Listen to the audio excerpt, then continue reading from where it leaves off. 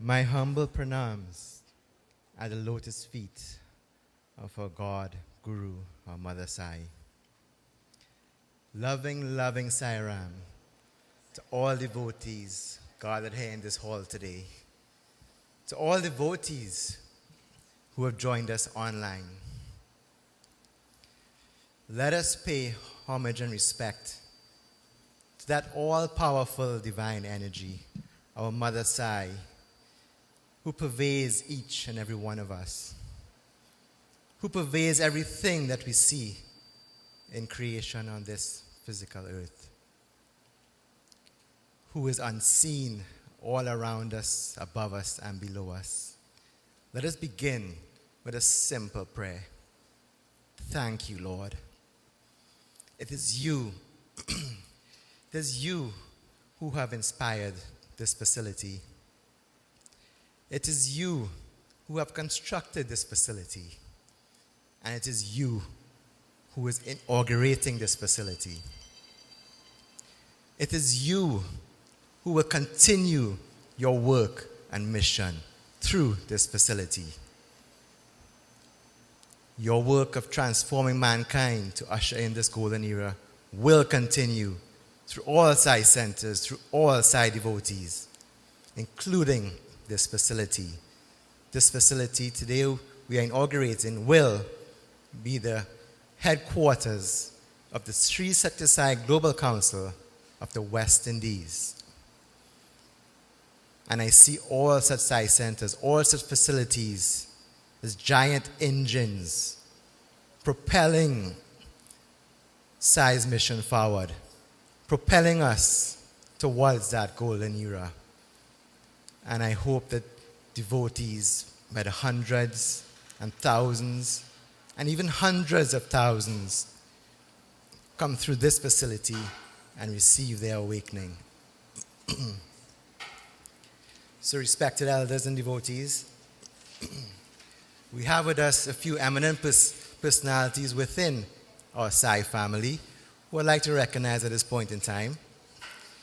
We have Sri Ratnakar, who is joining us online.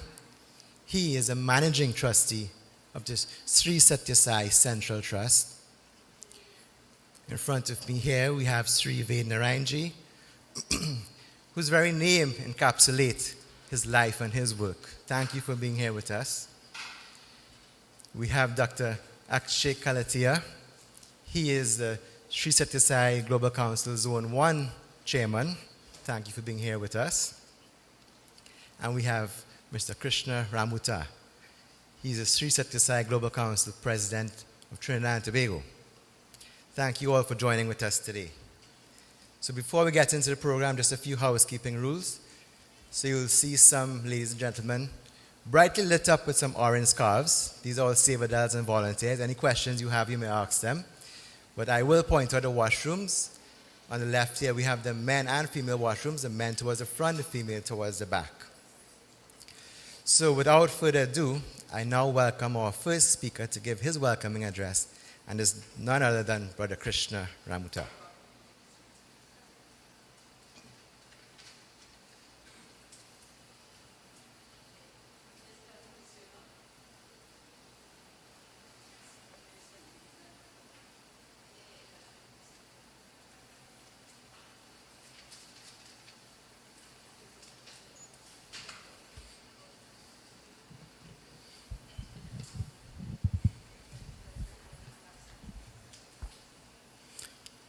Loving Sai Ram to each and every one of you. And I could simply say a warm and hearty welcome to you all and my job done. That's what I'm supposed to do, welcome everybody, to everybody. But that would not do justice to this occasion today. This is an auspicious occasion. Before I start to give this speech, I know I get off. I get off quickly when I start talking about Swami. So, respected elders, our revered and respected Sri Vednarayan, managing trustee of Central Trust, Sri Satya Sai Global Council, Sri Ratnakar, who is on the air have joined us virtually or will be joining us virtually shortly. The committed and dedicated Dr. Akshay Kalatia, our Zone 1 chairman, loving and hard-working Brother Vijay Sagram Singh, advisor to Zone 1 chair,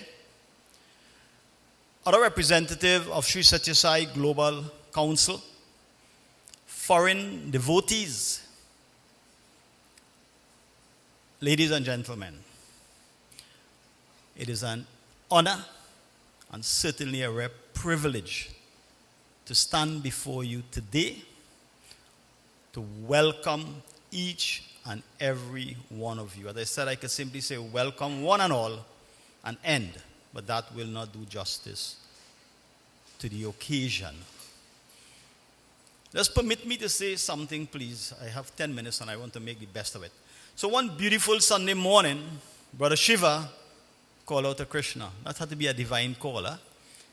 Our dedicated devotional coordinator. I remember exactly where I was and what he said to me. He said his dad has decided to grant permission to Sri Satya Sai Global Council upstairs of the building, which is where the Sai Center is housed, at 17 Gaston Street, Lange Park, Chaguanas, to be used as Sri Satya Sai Global Council headquarters for the West Indies, and the rest is history. We are here today. I immediately called our zonal chair, Dr. Kalatia, and his advisor, and I informed both of them. And as if they were reading from the same script, they said, "This is Swami's grace, Krishna." And they were so elated. So we went on from there on. We met and we decided to have meetings and discussions and so on to move forward. About 3-4 months ago, this place was already an empty shell. And what have been done within the short time is really transformation of the facilities. So I want to go to the individual welcome to Sri Vednarayan. So, welcome to you. And I just want to say something. Recently, Brother Faiz was interviewing Sri Vednarayan on our Global Council series, Awake, Unite, and Inspire. And I remember a statement made by Sri Vednarayan. Up to now, for those of you who do not know, he lives in the ashram in Prashanti Nilayam. And he said on that program, he do not leave the ashram to go anywhere, travel outside of India, unless Swami grants him permission. So we know that the 3 days of the yajna and today's function was divinely orchestrated by Bhagwan Sri Satya Sai Baba. So we welcome you, sir.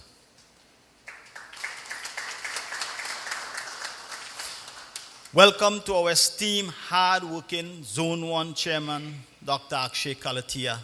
Welcome, sir. We know you took time off from your busy schedule and what you have been through recently to come here and grace us with your presence. And I can say, as president of the organization in Trinidad, whenever I call upon Dr. Kalatia, it's either he's answering immediately or he's returning my call in record time. No problem there.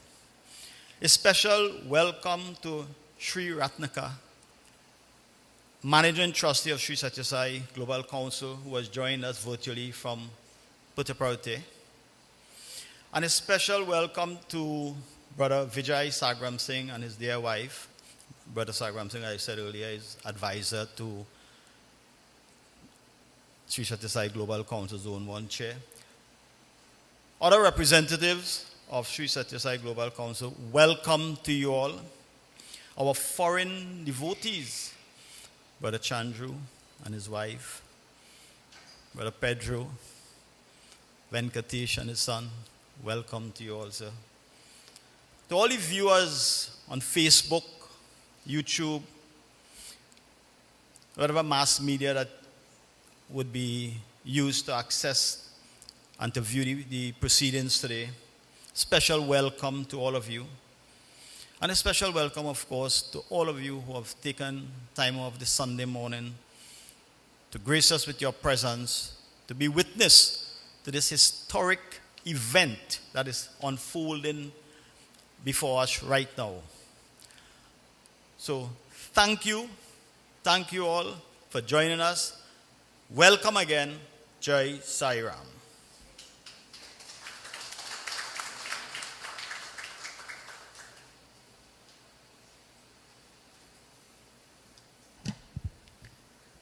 Thank you, Brother Krishna, for those warm, welcoming words.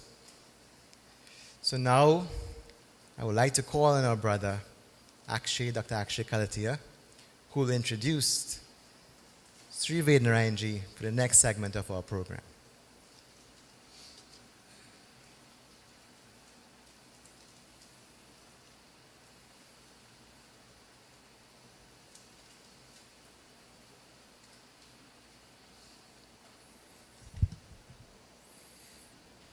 I offer myself at the divine lotus feet of our dearest Lord Bhagwan, Sri Satya Sai Baba. I'd like to introduce Brother Vednarayan, and we will have the lighting of the lamp ceremony for this auspicious occasion, this auspicious location with Bhagwan's blessings. We're so fortunate to have him be here with us. What better way to connect to Prashanti than with a long-time resident of Prashanti Nilayam. Sai Ram, brother.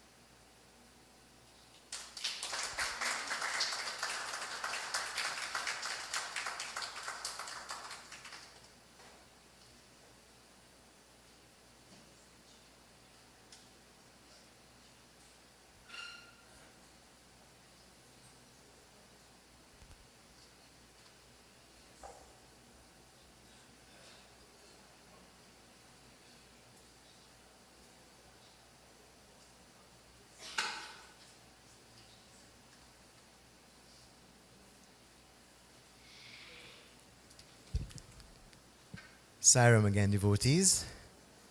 So I believe it is now safe to say that the Sri Satya Sai Global Council, headquarters of the West Indies, is now officially open.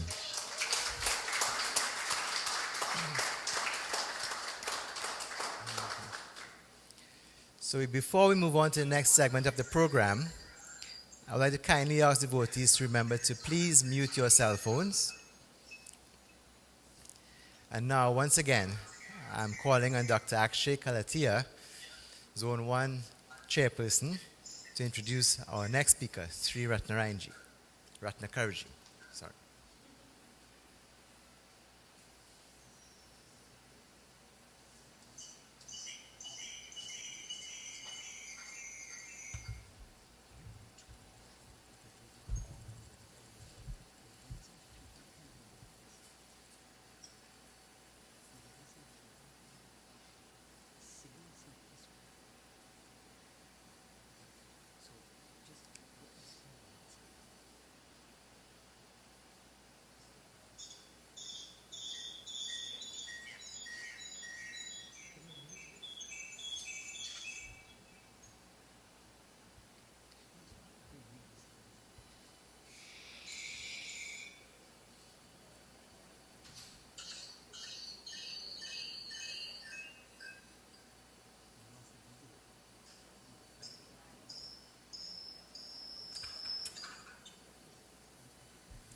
Sairam, everyone.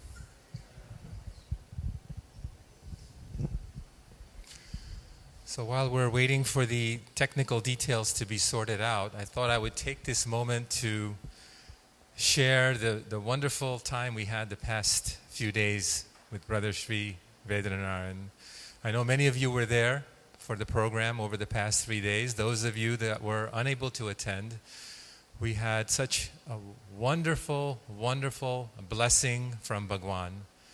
Bhagwan sent his own dearest Vedic devotee, Brother Sri Vednarayan, to come to Trinidad. What a blessing for the island, this connection with Prashanti Nilayam itself, to bring blessings, bring sustenance, and a bright future for the island of Trinidad. And not only Trinidad, but the entire world. The entire world will benefit from this sacred yajna. Yesterday evening, the powerful chanting was so transformative. The hall, by the end of the evening, was filling to the brim.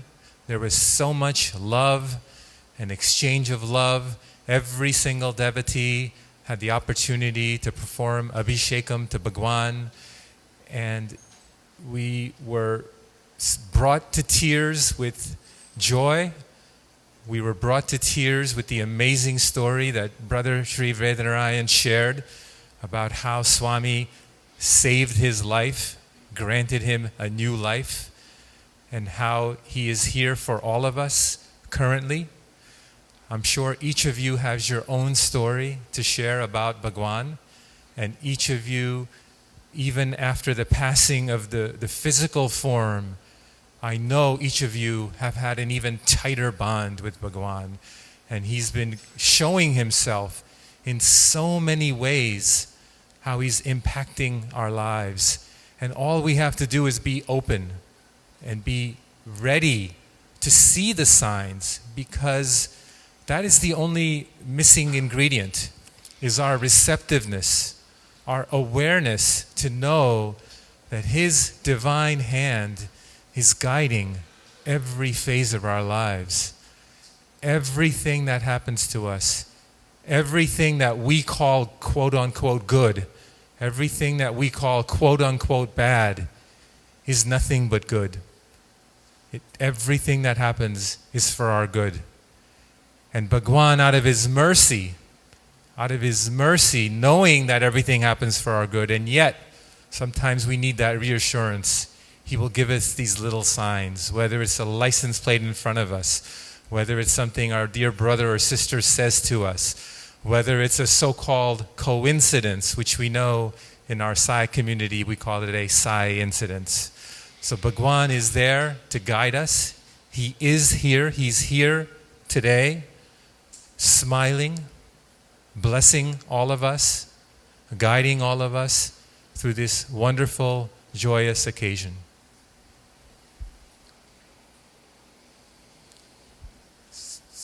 So let me go ahead and start with the introduction.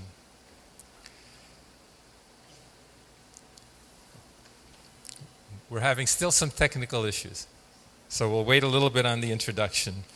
So maybe I can say a few words about leadership. The young adults are always inquiring about leadership. How can young adults become better leaders? What are the qualities of a good leader? And the Sri Satya Sai Global Council, so many activities are going on. And one of those activities is internationally, the young adult leadership has been collaborating on a leadership program. And this is going to be launched very soon, in the next couple of weeks.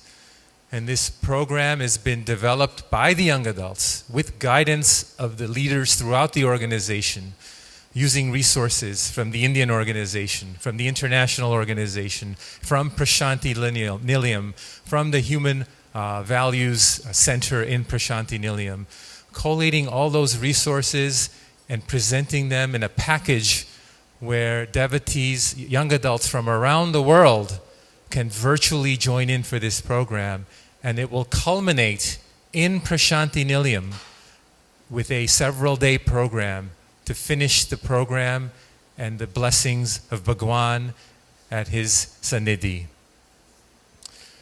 So that's one of the occasions that we have coming up, is the leadership program. And the reason that came to my mind is when I visited Prashanti in July. It was my first time since the pandemic that I was able to go. And just give me a cue when we're all set and ready. First time in my that I was able to visit. And we had a pilgrimage from our zone. So the Zone 1 devotees, for the first time, historic devotees from Canada, West Indies, US, all unitedly joined to offer to Bhagwan with children, young adults, seniors, and we had such a wonderful blessing from the ashram. They just showered us with love. They opened the doors to every facility and guided us and gave us anything we wanted. And this was my first time that I met Brother Sri Ratnakar.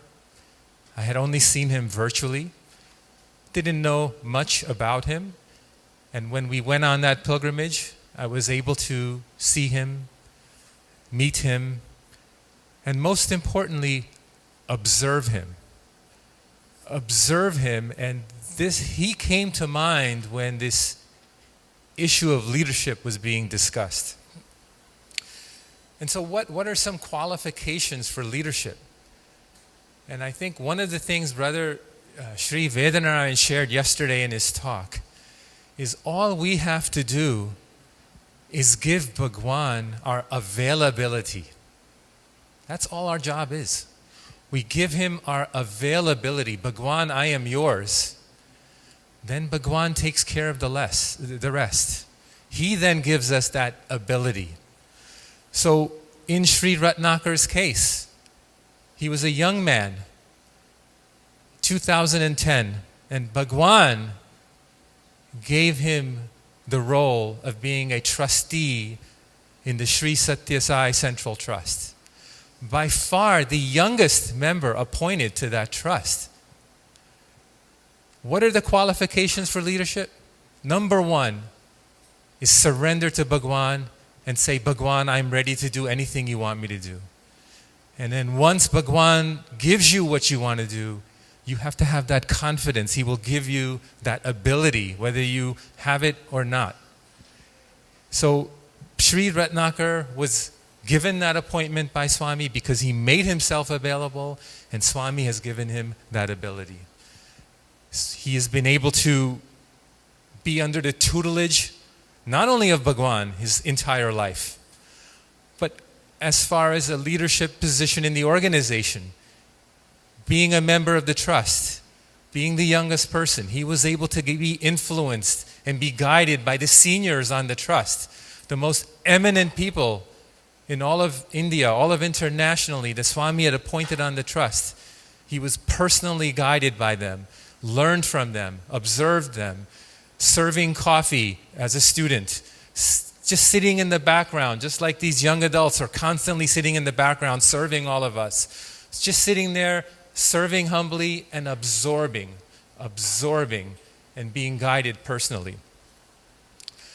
So, not only that, he was then had the privilege of being a student in Swami's institutions, from tiny tot all the way on through. What a blessing that is. What a blessing to have that opportunity in Prashanti Nilayam under the guidance of Bhagwan and all of his senior devotees who were handpicked by Bhagwan to mold these young individuals to take on leadership positions. And this is happening throughout the world, throughout India. These young people, these young adults are getting prominent leadership positions in India throughout every facet of society. And India is transforming. And Bhagwan is behind the scenes of all of that transformation. India is transforming. The world is following very, very rapidly. So going back to Sri Ratnakar, he had the privilege to be in Swami's institutions, went on to get an MBA in Swami's institutions, went on to be an all-around gold medalist in Swami's institution. If we want to know what is leadership, I think Bhagwan has shown through the instrument of Sri Ratnakar how to be a leader. Give yourself, open yourself up to his grace, and then selflessly serving.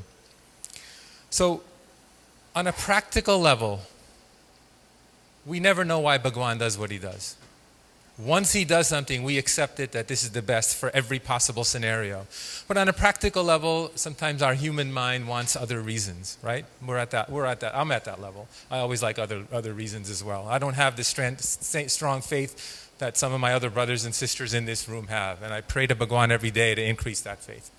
So sometimes the mind wants to know, well, why would Bhagwan appoint someone like that to a trustee? Well, if you think about it, this headquarters of Bhagwan's mission has always been Prashanti Nilayam. It's never been in doubt. Why would the headquarters of Bhagwan Sri Satya Sai Baba's mission be anywhere other than Prashanti Nilayam? It doesn't make any sense. So having the headquarters in Prashanti Nilayam, why not have someone who's on the trust, who was born and raised in Prashanti Nilayam, who attended the institutions of Bhagwan in Prashanti Nilayam, and who knows the local people. It's important for the ashram to have a good relationship with the local people, the local government, and be able to tie that in internationally. So just like if I were to come here to Trinidad, I don't know the culture like you all do. I don't know the locals like you all do. I would not do as good a job running something from Trinidad as you all would. So the same thing, Brother Ratnakar is from that soil. He knows the people, and the people love him. There's that interaction and trust with him. So this is Bhagwan's wisdom, that he appointed someone that has an international reach and yet has roots in that very land that Bhagwan was born. Another reason, running the ashram, if you think about it from a worldly level, there's a lot involved. You can imagine as heads of businesses, you all have prominent businesses. You could imagine as heads of the Sai centers. You could imagine in your profession how many issues come up during a day. Think about Bhagwan's ashram.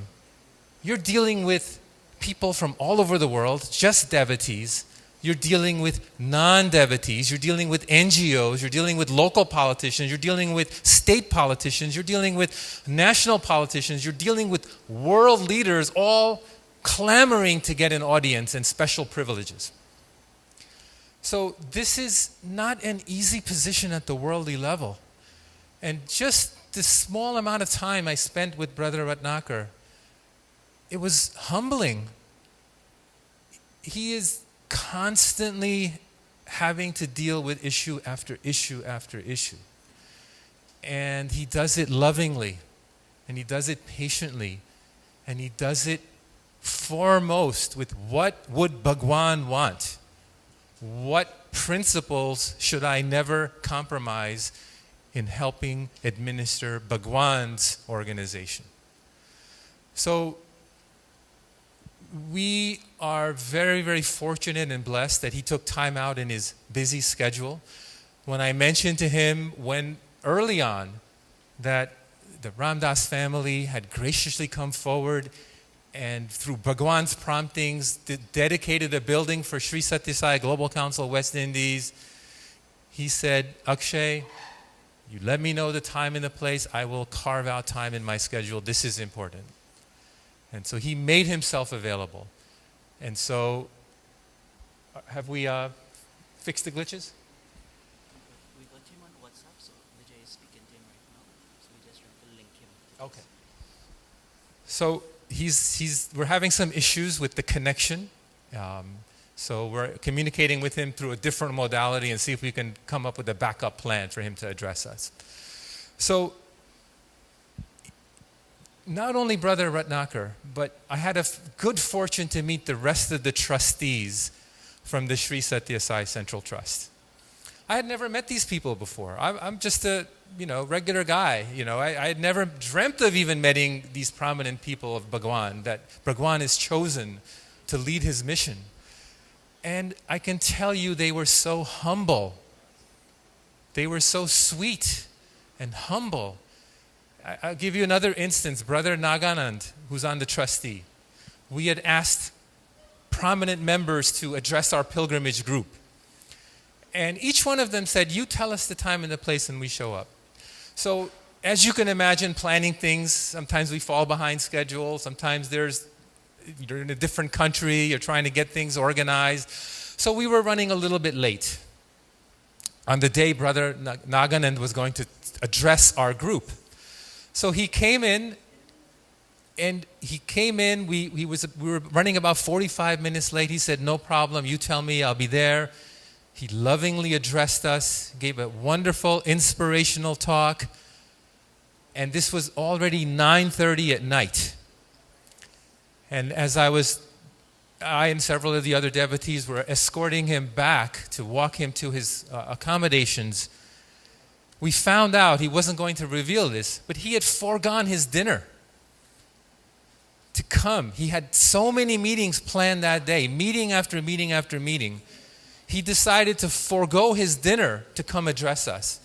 And then we were late. And then he decided to spend more time and answer every question and get all of us satisfied.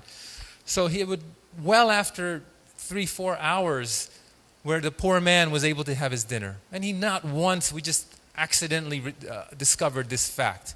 So humble, dedicated devotees of Bhagwan, we have Brother Ratnakar coming in. So let me give you the formal introduction to Brother Ratnakar.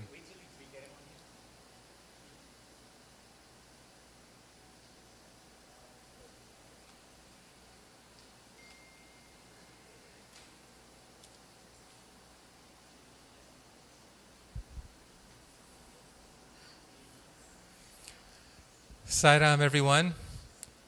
We have Brother Sri R.J. Ratnakar coming live from Prashanti Nilayam, Puttaparthi, India. And I want to go ahead and give the formal introduction, as we are so privileged to have him come address us. Hello? Can you hear us? Are you able to hear okay? Yeah, I can hear you. Yes. Is it We can lower the volume a little bit from him. So, Brother Sri R.J. Ratnakar is the son of Swami's younger brother, Sri R.V. Jankiramaya. Right from birth, Sri Ratnakar grew up under the loving care and divine guidance of Bhagwan Sri Satya Sai Baba, who prepared him to take up higher responsibilities in his divine mission. He was awarded the All-Rounder Gold Medal in 1990 and graduated from the Sri Satya Sai Institute of Higher Learning with an MBA in 1991. Bhagwan later appointed him as the chairman of the Srimati Ishwarama High School, Puttaparthi, and in March of 2010, Swami appointed him as trustee of the Sri Satya Sai Central Trust. Currently, he is serving as the managing trustee of the Sri Satya Sai Central Trust. He is also trustee of the Sri Satya Sai Sadhana Trust and trustee of the Sri Satya Sai Institute of Higher Learning Trust. He has innumerable intimate experiences as a Sai student and as trustee with beloved Bhagwan.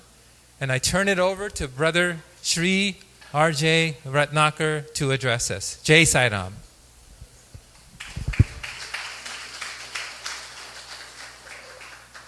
Thank you for all your. Can you all hear me? Yeah? Is it clear? Is it clear? Yes, we can hear you very clearly, Sai Ram. Okay.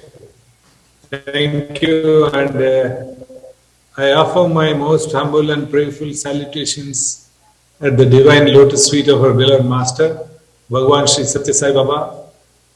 Very loving salam to very dear brothers and sisters who are part of this beautiful program from West Indies. Very loving salam to each one of you. And due to some work, I'm in Whitefield, Vrindavan. Swami's very own ashram in Vrindavan. As a child, I always used to love this place, and today I was sitting from Vrindavan, and Swami blessed me with an opportunity to address all of you from here. And it's so nice that we are all getting together. We are able to get together on this. Sorry, anything? Is it okay? Yes, good connection. We can hear you well. Okay. It's been very nice, and I was looking forward for today, and I think you had a very wonderful program in West Indies. I think Brother Vednarayan is there? Yes. Sairam Vednarayan. We are missing you at Prashanti. Sairam, sir. I'm just waiting Sir, for so this nice day, to sir. hear you. Today evening I'll be back. I'll starting. Yeah. So nice. Okay. And is it okay? Somebody has to mute it that side, I think. Is it okay? I keep Yes. getting some echo. Yeah, we had some interference and now it's resolved. It's all fine. Okay, we'll keep going. And it's such a nice thing, and it has been a wonderful journey. And today, Prashanti, with all the great blessings of Swami, is so vibrant, and I've seen devotees from West Indies coming from almost my childhood. I used to meet devotees from West Indies. West Indies has been very special for Swami, and a lot of devotees also from West Indies used to be, even some of the children were even studying in Swami's school and those days, and a lot of them used to come regularly, and a lot of West Indies devotees to write letters to Bhagwan. As a child, I have a very fond memory. I used to collect stamps and of various countries, and whenever post comes to Swami, then after he reads, and I would go and pick up the stamps, and a lot of West Indies stamps got collected with me. So I used to paste them in a stamp book, and then once I showed it to him, and he was very happy to see it. He said, a lot of West Indies stamps are here, so a lot of devotees from West Indies. So that is the connect which I remember of what happened way back maybe 40 years when I was a kid. I had this wonderful experience with the West Indies, and a lot of them have regularly used to come to Puttaparthi and receive blessings of Swami. I remember there used to be one gentleman from West Indies used to regularly visit my father at my house, and those days, and he came 2-3 days continuously, and he was trying to seek audience with my father because he wanted to get into priority lines and things like that, perhaps. Then he gave me a card, and he was sort of a member of parliament or member of your legislature body. So I think people from a lot of them used to come, and Swami drew all the people from all the way from West Indies, and they are very close to Swami. And today, Swami's love, Swami's radiance, Swami's teachings have reached every nook and corner of this globe. And you will be happy that, we have some devotee who keeps writing to our media center. Earlier we used to have radio sign, now it's become media center. This gentleman, he stays somewhere he's stationed in Antarctica in some scientific mission, and he says, I have a picture of Bhagavan with him, and many times he tries to tune in to our bhajans or Swami's discourses. Means there is no place, even in Antarctica, Swami has followers, and they are all hooked on to him, and so much of Swami is a hope for millions of people. Today, whenever I'm in Prashanti Nilayam, it just amazes me that how the number of people who are coming to Prashanti are never seen Baba. Almost 60-70% of Kulwant Hall fills with people who have never seen Baba in a physical form, but they have a very deep connect. Very deep connect. Sometimes I wonder, people who have seen and they have lost connectivity, but people who have not seen him, but they are so deeply connected to Swami. Next in December we have youth meet in SSSGC organization. Office bearers, youth office bearers of SSSGC organization in India, which is a part of a global council. And center seems to be newcomers, people haven't seen Baba. Imagine the kind of inspiration Baba is drawing and inspiring people from across the globe. It is not that any individuals like us can inspire fellow individuals, because we are also on this spiritual journey. Only God can inspire people in that mammoth scale. Imagine people way back, perhaps 30, 40, 50 years back, have reached all the way from West Indies, Canada, to Puttaparthi, which is a very remote place. 1950s, if we see Richard Park, who filmed many things in Puttaparthi and surrounding areas.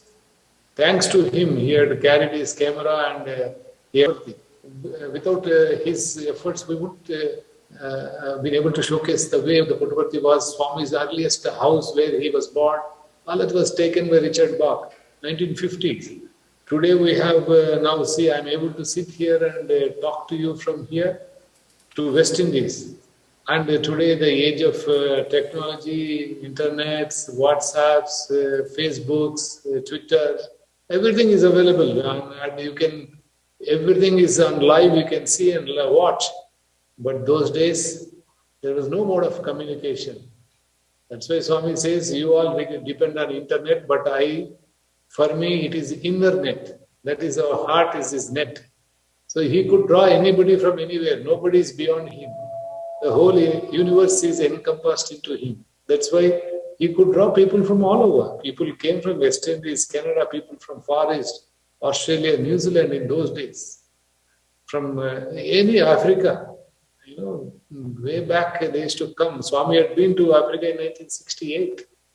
So the light of God is always, it can, without any hindrance, it can spread. The way when sun rises, the light is spread all over. It is that way when avatar comes, automatically it gets drawn and gets, it fills everybody's heart wherever they are. All that we need to do is to tune ourselves into God. Once we tune into Swami, you will always receive his blessings. Swami used to always say, this is a downpour of rain, but your vessel is turned upside down, you can't catch even a drop of water. It is not a mistake of the rain. It is a mistake of ours who kept the vessel upside down. If we face the vessel upwards towards the rain, the water will get filled in no time. There is a torrential rain. There is a torrential rain of His grace and His love. All that we need is to open our hearts, tune into Him. It's just like a radio. Just now I was sitting here 15 minutes trying to connect. The moment we tune in, we are with each other. In the same way, we have Swami, the all-pervasive Swami, all-pervasive Godhood. It is the power of Swami is omniscient and omnipotent, and he's everywhere. All that we need to do is to just tune like a radio station. When we want to listen to some music, we have to tune into that particular station.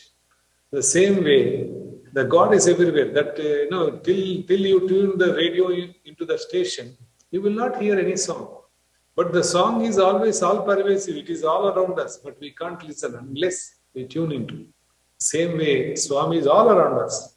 Unless we tune into Swami, unless we seek Him, we will not be able to find Him that easily. So the moment we tune into Him, you will see that life becomes a celebration. Swami starts playing His beautiful, divine drama through us. It unfolds automatically. He'll fill our heart with love. He will fill our entire being with positive energy. That is what He does. That's why millions of people got attracted to Him. It's a very small little place. Puttaparthi in 1940, when he declared, I have come for this world, hardly anybody knew, and the people, 4 or 5 people around him, ticked him off saying he's talking something, is not well or something like that.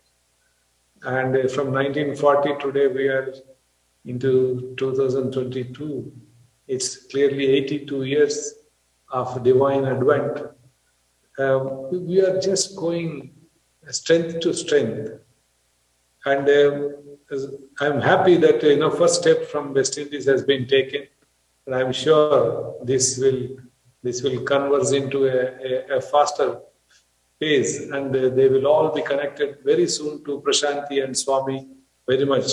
Even the very, very advent of Global Council, Sri Satya Sai Global Council was formed only for reason to connect all the brothers and sisters from all over the world, from every country to Prashanti Nilayam and Swami. There's no power or authority. What power anybody can have in the presence of God? What authority anybody can wield on anybody else, a brother, a fellow brother and fellow sister?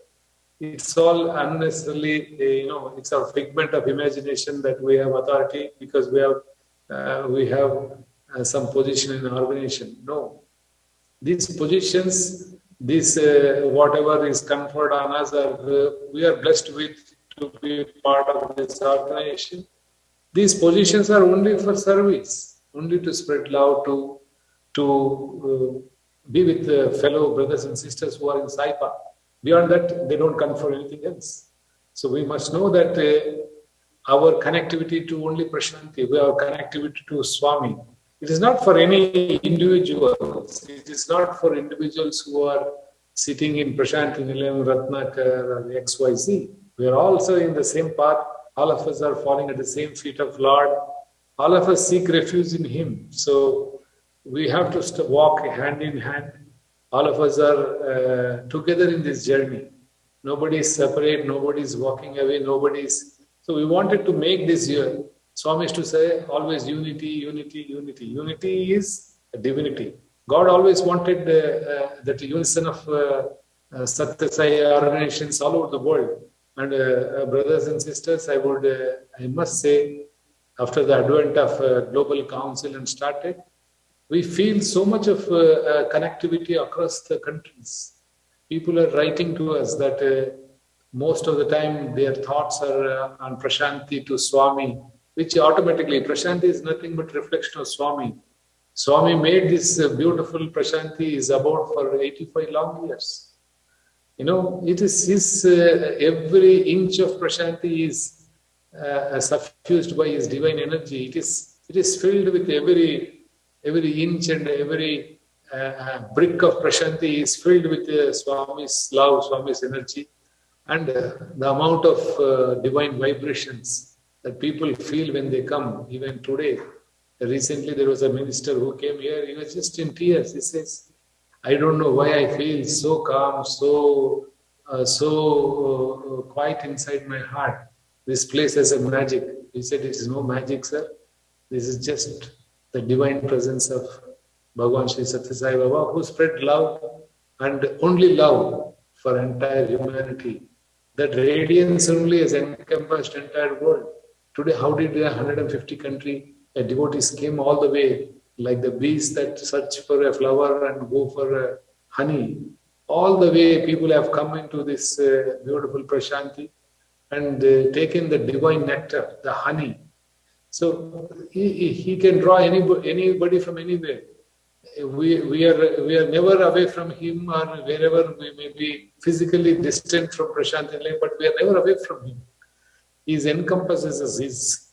He just holds us in his bosom. So I think it's such a wonderful life that God has given us, that we are able to connect to Him in this very life. It's very rare that avatars come, and during their lifetime we get connected to them. And West Indies has been very fortunate that a lot of devotees came from here, and they had a lot of people who had a very close connection with Swami in Avatar.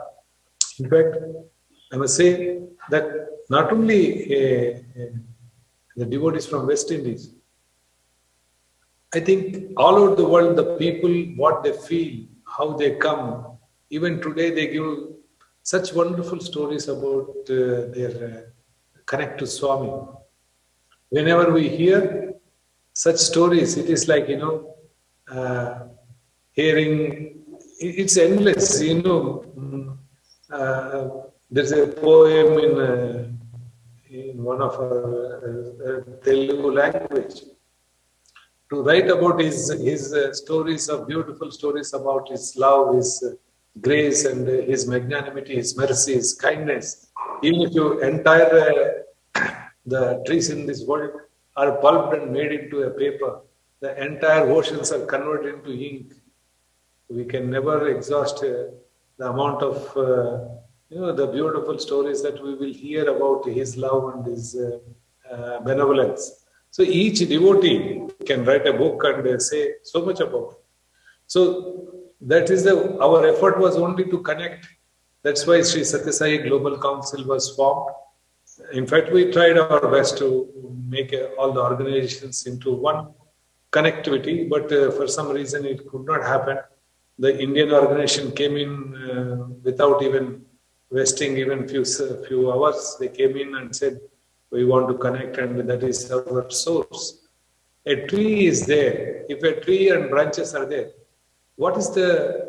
if you see a beautiful gigantic tree which is above the ground, you should never forget there are roots below the ground which are holding the tree firm, which are nourishing the tree, which are giving all the strength to the tree.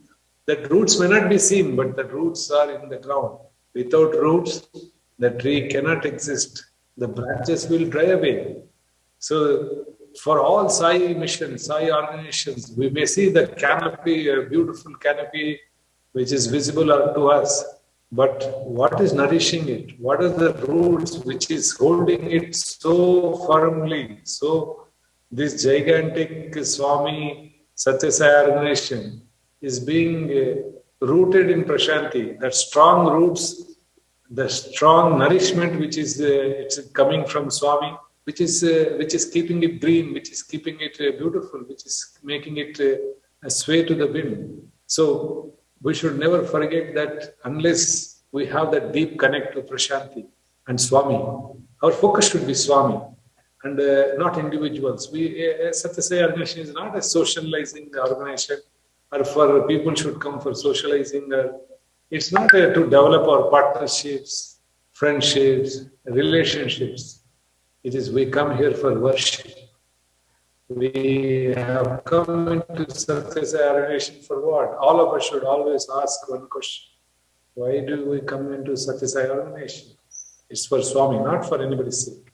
None of you are listening today. I am able to speak from here. You want to hear from me here. What is the connect between all of us? There's only one, that is Swami. Without which we won't have anything common otherwise.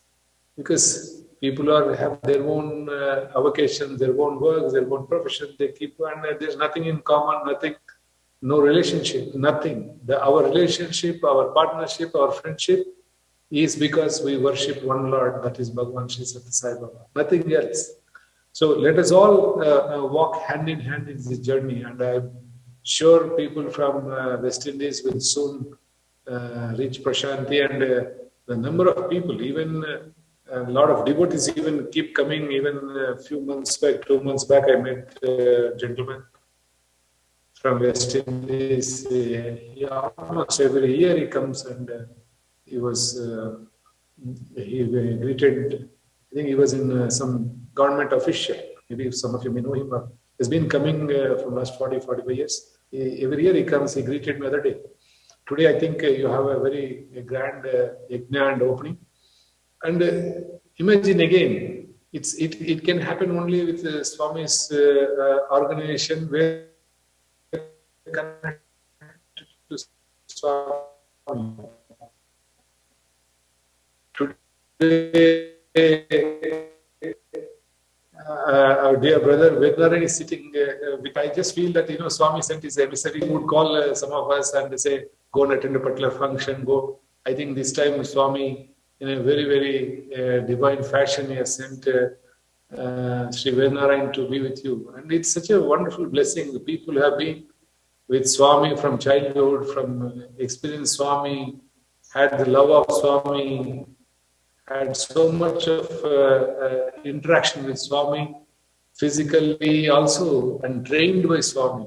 All of us, I remember we were in college, and we had a very good interactions, and we were always together whenever we had some work in Swami's mandir. We always together, but Sri Vednaran has been, is leading all these any Veda initiatives right from Swami's times. If you see the old videos, he's always there in those videos of our Dasra. You see any festival, anywhere. So it's you always feel, that somebody who is deeply connected to Swami is amongst you. It's a will of Swami, and Swami loves each one of us the way, and we are reflections of God. Bijamam sarva, my seed in every individual. Like how if you have a mango seed, you sow mango seed, what happens? It becomes small sapling, then it becomes a plant, grows into a tree, and then a big tree, then it starts giving mangoes. Then what happens?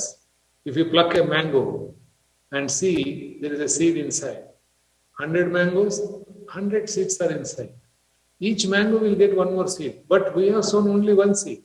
But when it becomes, every mango gets one seed. That is what he said, Bijamam sarvabhutanam. It's my spark, my soul, my spark. When it becomes mini also, that spark continues to be in each one of us.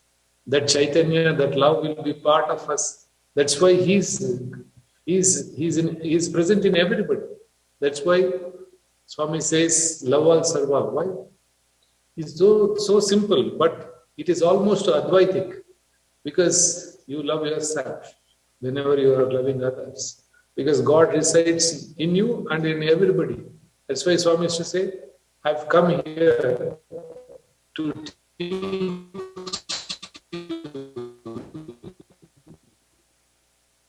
one thing. I am God, you are also God, but I know it and to become God. So that beautiful Lord, let us, how much He has done for all of us. Other day, I was just chatting with some of our young brothers here. We had recently a digital museum was inaugurated only 2 days back in Whitefield. Amount of experiences each one of them have is even now it's a mind-boggling. They were feeling they were having the fragrance of vibhuti. A lot of people gathered, and the head of the state, chief minister, was arriving. We got a call that he has just left his office to reach our Swami's ashram. It started downpour, and it was raining, and water was flowing everywhere. Just one of the organizers came and told me, what do we do? It's raining like this. How do we conduct him inside, because we have to receive him outside? So it becomes, whole thing is disturbed. Who will, all the trustees will be coming. Do we need to arrange umbrellas? How do we reach that place? All that. I said, the only thing is, let us plan to pray to Swami, because this is beyond us. There's nothing we can do. If it rains, nothing, none of us can do anything. Only somebody who can do is Swami, because all the 5 elements are under him. They report to him. So I said, let us pray to him. I said, let us pray and tell him, we are here, we have done our best. Now beyond us, it is beyond us, our hand, please help us. So we were just standing in front of Mandir and just under a shade and looking at his Mandir, we just prayed to him. You won't believe, it's just less than 5 minutes. It's just clear skies, entire thing got clear. And believe me, till the entire function, within 20 minutes, the chief guest arrived. Then we had almost 1 hour, 45 minutes function. Everybody had lunch and left. Then it started raining. So almost 2.5 hours, Swami held it for us. And absolutely it is clear, not even, iota of drop. So that's kind of a thing which Swami performs and helps us even today. I can go on telling you the miracles that happen every day in Prashanti Nilayam, every day. Imagine today, whenever we expect that we have, say, 5,000 people, suddenly 20,000 people will turn out. So, from where do they come? Why do they come? It's not known. The power of God, the power of divinity pulls all along. Everybody is so charged today. The organization, we have been having different conferences of different organizational office bearers. Every time they come, it is a new lesson for us. The amount of interior places that Swami is reaching. We had 3,000 Sai Center presidents coming into Prashanti. Some of the places you need to really, they're not motorable. You have to go on bike or you have to go on walk. That kind of places Swami has reached. In the remote corners of the Indian states he has reached. And it's amazing saga of love. In fact, that is what we need to be part of. We need to be. It's no point in, you can quote scriptures, you can quote Bhagavad Gita, you can say that, you can give all intellectual messages, but what we require is the values, the deep love for God, and the faith, unflinching faith is what is required. Swami would tell us one nice story when we were children and we were students. We used to tell, there was one one guy who's very, like he would give a lot of speeches about Vedanta, all that are a lot of great spiritual topics he would speak. So he had gone to one town for giving a small mid-sized town, small town to speak there. So he had an evening program. This morning he was there and he has been traveling. He said, let me write a small note to my house and post it. So he came out and he wanted to go to post office. He did not know the way.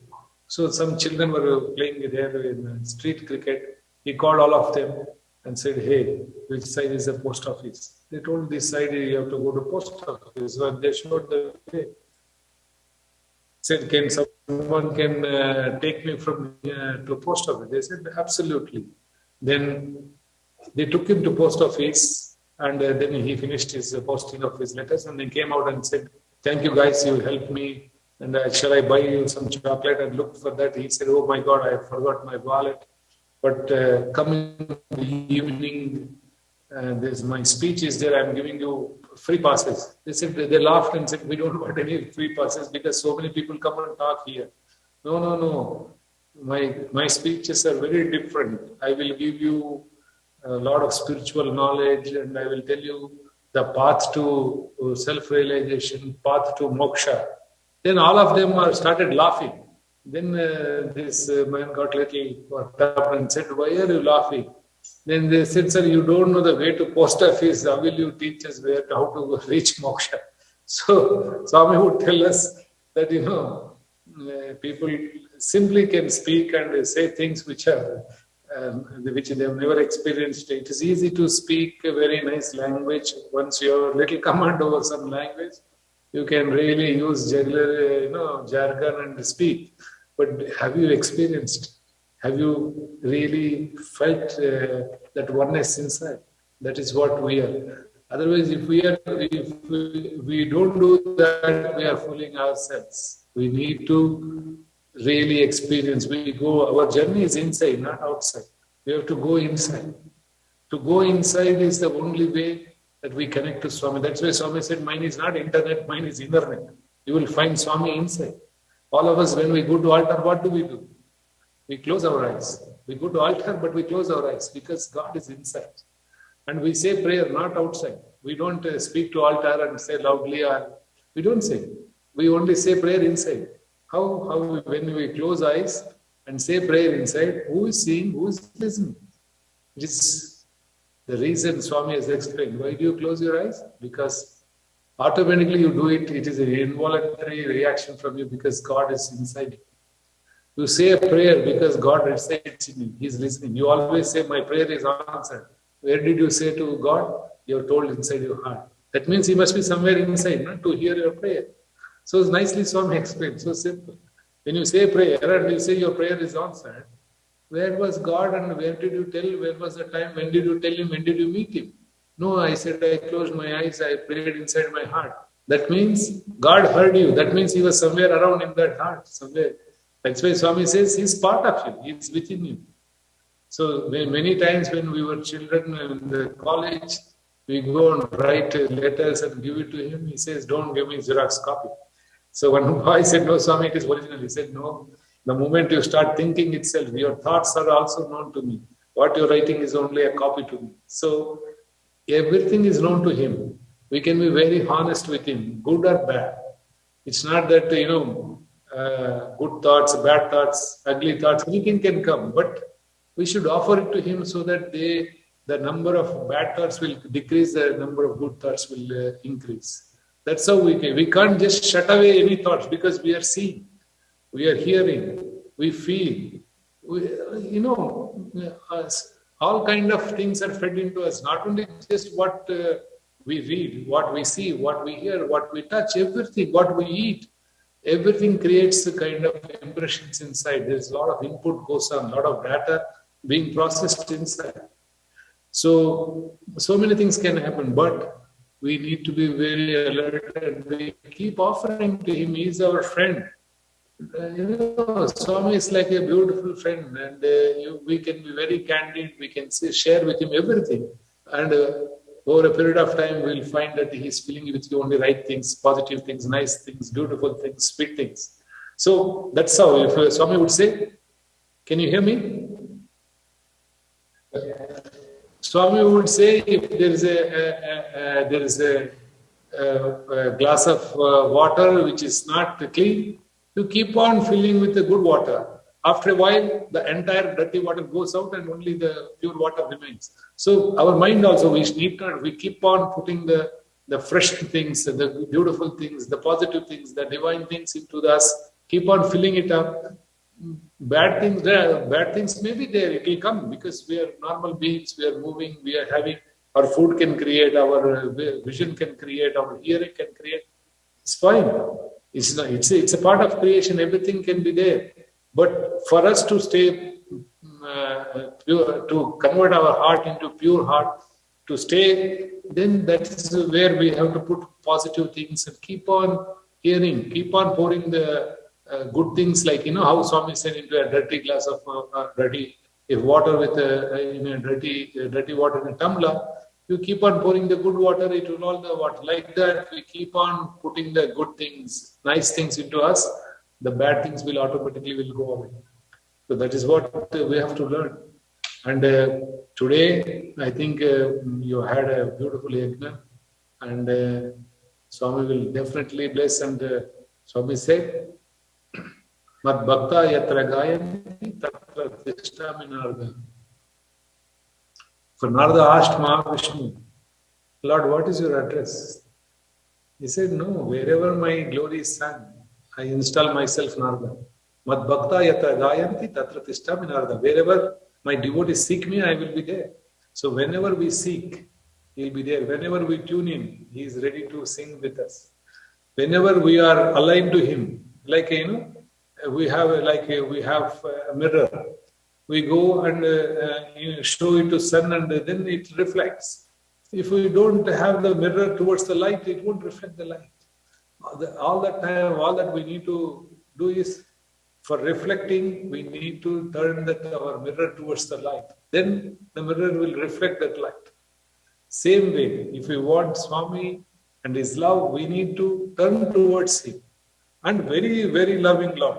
Take one step towards me, I will take 10 steps, 100 steps towards you. That is the promise he has given. But many times we don't take that one step. The moment we take one step, we see that he's just embracing us. He's walking in hand. When we were students, he used to say, hey, don't walk in front of me, I may not follow you. Don't walk behind me because you may not be able to follow me. Walk hand in hand, I'm your friend. So hold on to him. Make him a friend.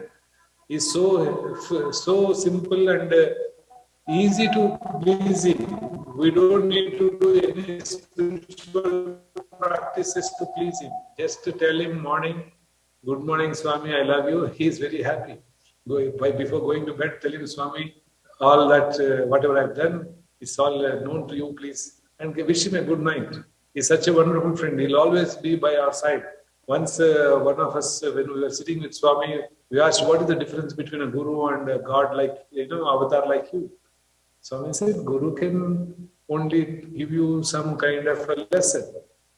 But an avatar, when God himself is your Guru, it's much more. He can protect you. He can guard you. He can guide you. He can listen to your inner feelings. So we have Swami as our Guru. Swami is our God. Swami is our guide. Swami is our protector.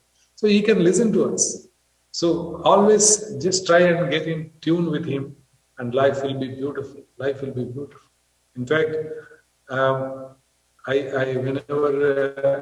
have an opportunity to come that side, I'm just praying that maybe next year sometime Swami give us some. Before that, please that connect to Prashanti, that connect to Swami, please re-establish itself. People say Swami is everywhere, why should we go? Swami is everywhere. That Swami knows, but we don't know. We can only talk like that. We don't feel it. So till we see him everywhere, we need to have the sadhana going. We need to connect. We We need to keep working on that. Simply saying we will never be connected to Swami. Just because we say Swami is omnipresent, Swami is omnipresent. But do you feel it? Do you know it? You are not the body. I can simply give speeches. What is the use? The next minute I'm looking what is the food available, why I have not got today a nice dessert. This is what we are talking. So, but the speech is, I am not the body, I am not the mind, all that speech. But after that, there is no dessert means they will make a big galata. Oh, I did not get, I wanted my dessert. So, this kind of dichotomy and, kind of thing we live in. And so, we need to be very honest with God. We need to be very honest with ourselves. The buck stops with us. It is we need to decide which path we need to take. God has given us, Swami has given us every way.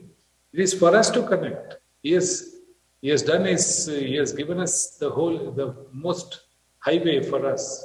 So, but we need to go on that. We need to travel. He can show the way, he can give us the road, he can give us the energy, he can do, but the traveling we have to do. That is what is in a spiritual parlance, they say Purushartha. That means self-effort. Without effort, we can't do. Even food is, Swami used to say, food is served in the plate and you see. But unless you take in the hand, put it in the mouth and chew it and push it into the stomach, your hunger will not be satiated. Same way, you have everything. Swami has provided us a beautiful organization called SSSGC. Never it happened in the human history that an avatar comes and given us a platform like SSSGC organization to work, to be part of it, to be blessed to be part of it. And what a wonderful tool he has given, the tool of service. That service, when you serve, you are not serving others, you are serving yourself. So Vivekananda would say, is a fool who says he serves others. Swami would always tell us that you are not serving anybody, you are serving yourself. Service and duty. Service is, he would say, it is Advaitam. Duty is Dvaitam. It's just work is dualism. Work you are doing for work for somebody. But service you are not doing for anybody else. Service is Advaita, it is non-dual. Service is for your own self. You never ever you feel you are serving others, because that Godhead which lives in you also is in them, and that God is only one. So serving is one of the best ways of spiritualizing our life, because Swami knew in Kali Yuga we will not be able to practice such stringent spiritual disciplines. So he said, okay, focus your mind and work. You love your fellow human beings. Finally, that is what it is all about. You love, you want to include everybody. You need everybody around, everybody to be loved. That is all is Advaita. That is what is the self, you are traveling towards self. So that help ever, hurt never, love all, serve all are the mantras which are given, though they are sounding very simple, but they are quite difficult once you start practicing. We need to practice them.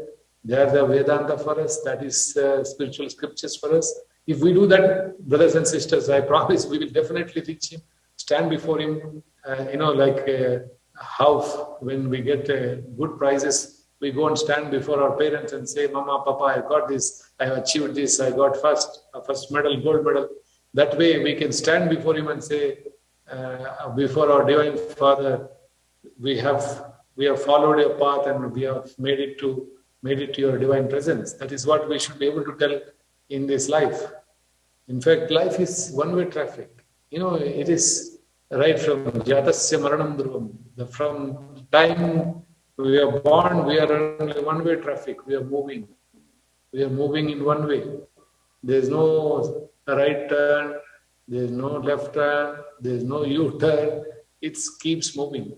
So let us not hurt anybody. Let us not say anything about anybody else. Because those moments you cannot come back and correct. Because the moment, the time is, once it is consumed for good, for eternity. You can't retrieve it back.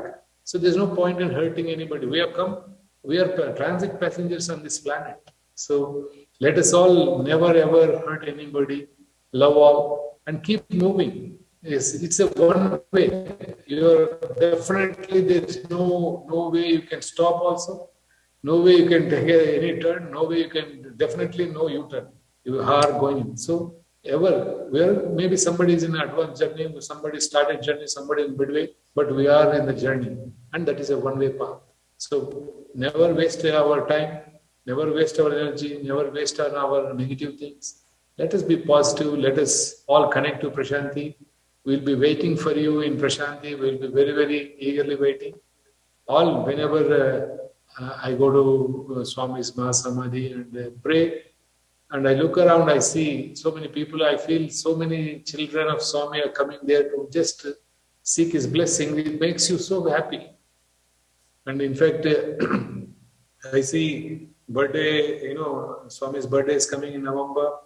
So many foreigners, so many people, so many devotees from various countries are coming. Christmas is a big function they are doing. Mostly around, I heard that more than 800 registrations have already come. And it's a beautiful, and please be part of this lovely family.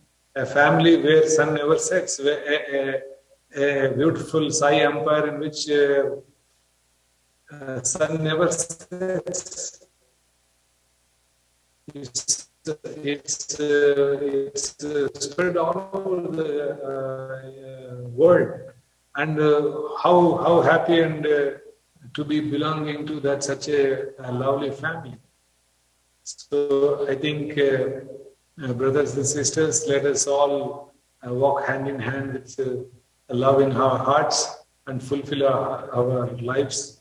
And for having come to Bhagwan's lotus feet, let us not deviate our vision or any energy to anything else except him. Because even the great rishis, munis, everybody who prays, who does penance, they're all looking to receive blessings of God, to get God's presence. And what we have done, we do not know in the past how many lives, but we have come to his lotus feet.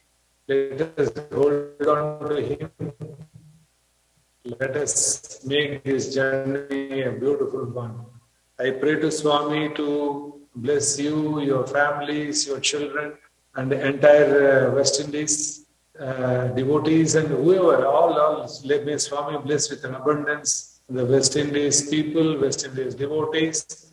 I am so glad and so happy and so joyful to be part of this, giving me this great opportunity to be part of this holy function. I think what's time there? What's time? Hello? 30 here. Hello? Yes, local time is 11:30. Can you hear us? 7:30? Yes, 11:30. 11:30. Okay. Yes. So we are 9:09. Okay, we are past 9, and I think we had a very good. And I'm so glad to be part of how many. I think I see a lot of them. Quite a lot of them are attending. So happy to see all the brothers and sisters there. And may Swami bless each one of you with abundance of His grace, long life, healthy life, happy life, prosperous life, and holy and divine life. Thank you very much, and Sairam to all of you. Sairam Vednarayana.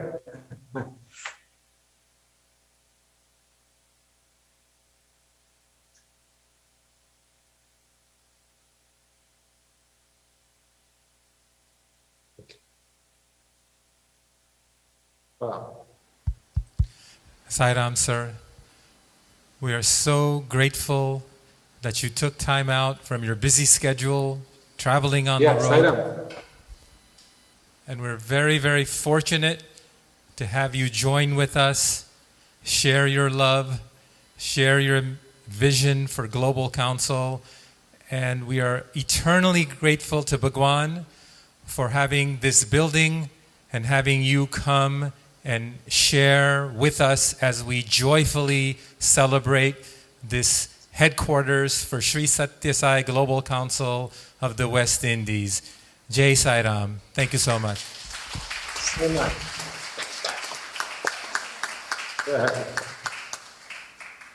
So, thank you.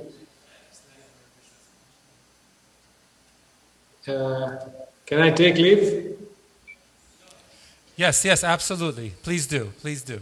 Thank you. Sairam to all of you. Sairam to all Sairam, of you. thank you so much. Sairam, thank you. Okay.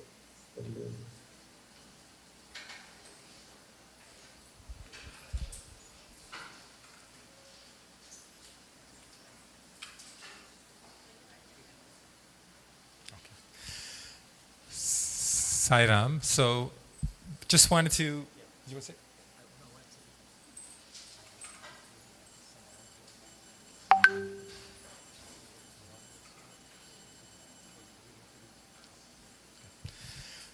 Sairam, everyone. Next, I'd love to invite Brother Vedanarayan to just share a little bit of words for us, if you're able to, sir. Thank you so much.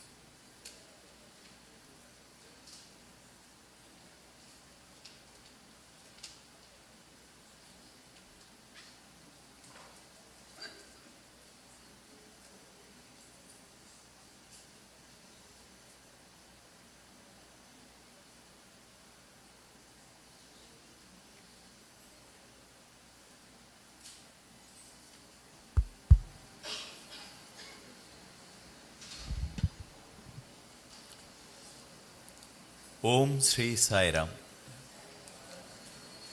With my most prayerful salutations at the divine lotus feet of my Mother Sai, respected elders and dear sisters and brothers, Sai Ram to each and every one of you.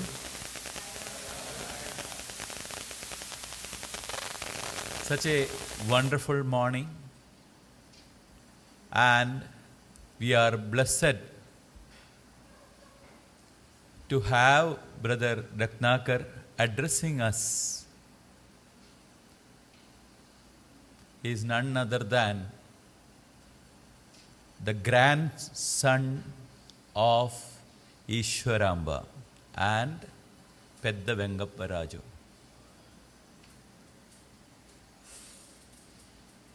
As he was mentioning,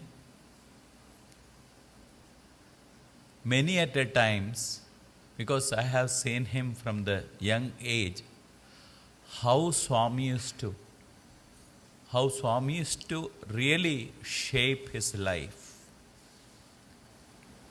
Later, of course, he became my student also in higher secondary school, different.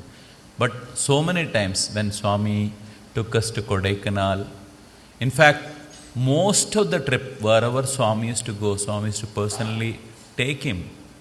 And Swami was shaping him for the important.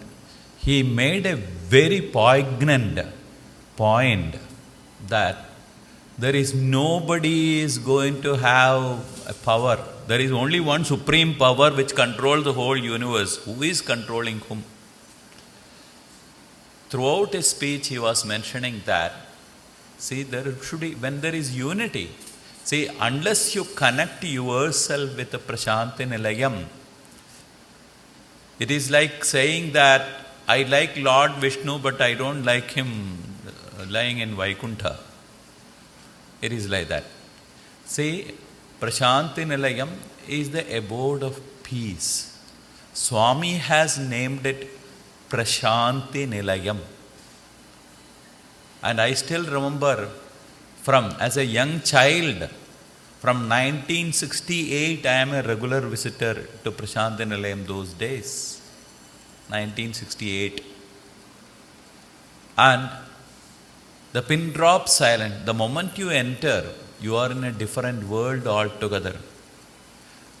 The early morning hours, we had the good fortune at 4 o'clock in the morning. Those days, it is 5 o'clock was Onkaram and Suprabhadam. So 4 o'clock onwards, we were allowed inside to do parikramas for Swami's mandir. And whenever we know that Swami's bedroom, it used to be when you face the mandir, it used to be right side top. And near that window, we used to go there and put our head and we used to pray. And Swami used to respond just like that. See, whenever there is that yearning is there, Bhagavan always responds amazingly well. That yearning should be there. You think that, oh, Swami is everywhere, why to go to Prashanti Nilayam? It is not required to go to Prashanti Nilayam. You are totally mistaken, I will tell you. Let me tell you an incident what actually happened. This happened to one of my colleagues. He was a harmonium player. Not he was, he is. He is also a harmonium player. But due to the work pressure in the lab, he got a little delayed because of the research work which was going on. And he got delayed for the bhajan. So he thought, now bhajan would have already started, why to go to mandir? So instead of that, from the lab, he went straight to the hostel. Because being good in music, he sat in the hostel room, took his harmonium, and the entire time the bhajan which was going on in the mandir, he completed alone singing, did arati, and felt very happy and blissful that he could connect himself with Swami. Then a thought came over him. This is so wonderful. It is okay, even if I don't go to mandir every day, it is okay because I can sit here and sing for Bhagavan and I can feel the thrill of it. It was such a wonderful experience. So he was very happy that day. 2 days after this incident, he gets a phone call from Delhi, from one of his students whom he has taught long time back. Then he called him, sir, do you remember me, sir? I am such and such a batch that you taught me. Then he could immediately remembered him. And of course, after the initial exchange of pleasantries, sir, I had a strange dream. I don't know what it meant. And I was told to tell something to you. That is so, you are also, I have to tell this to you, but I didn't understand what it is. Swami appeared in my dream and told me to tell you, sir, just inform your sir that every session in the mandir,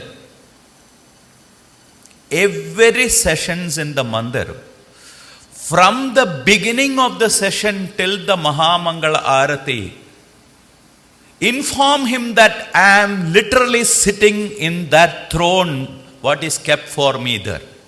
I don't know what it meant, sir. I don't know what it meant, but I wanted to tell you this.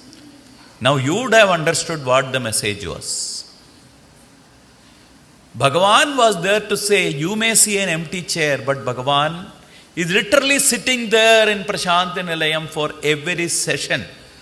And you will wonder that why can't Swami go to his own dream and say this?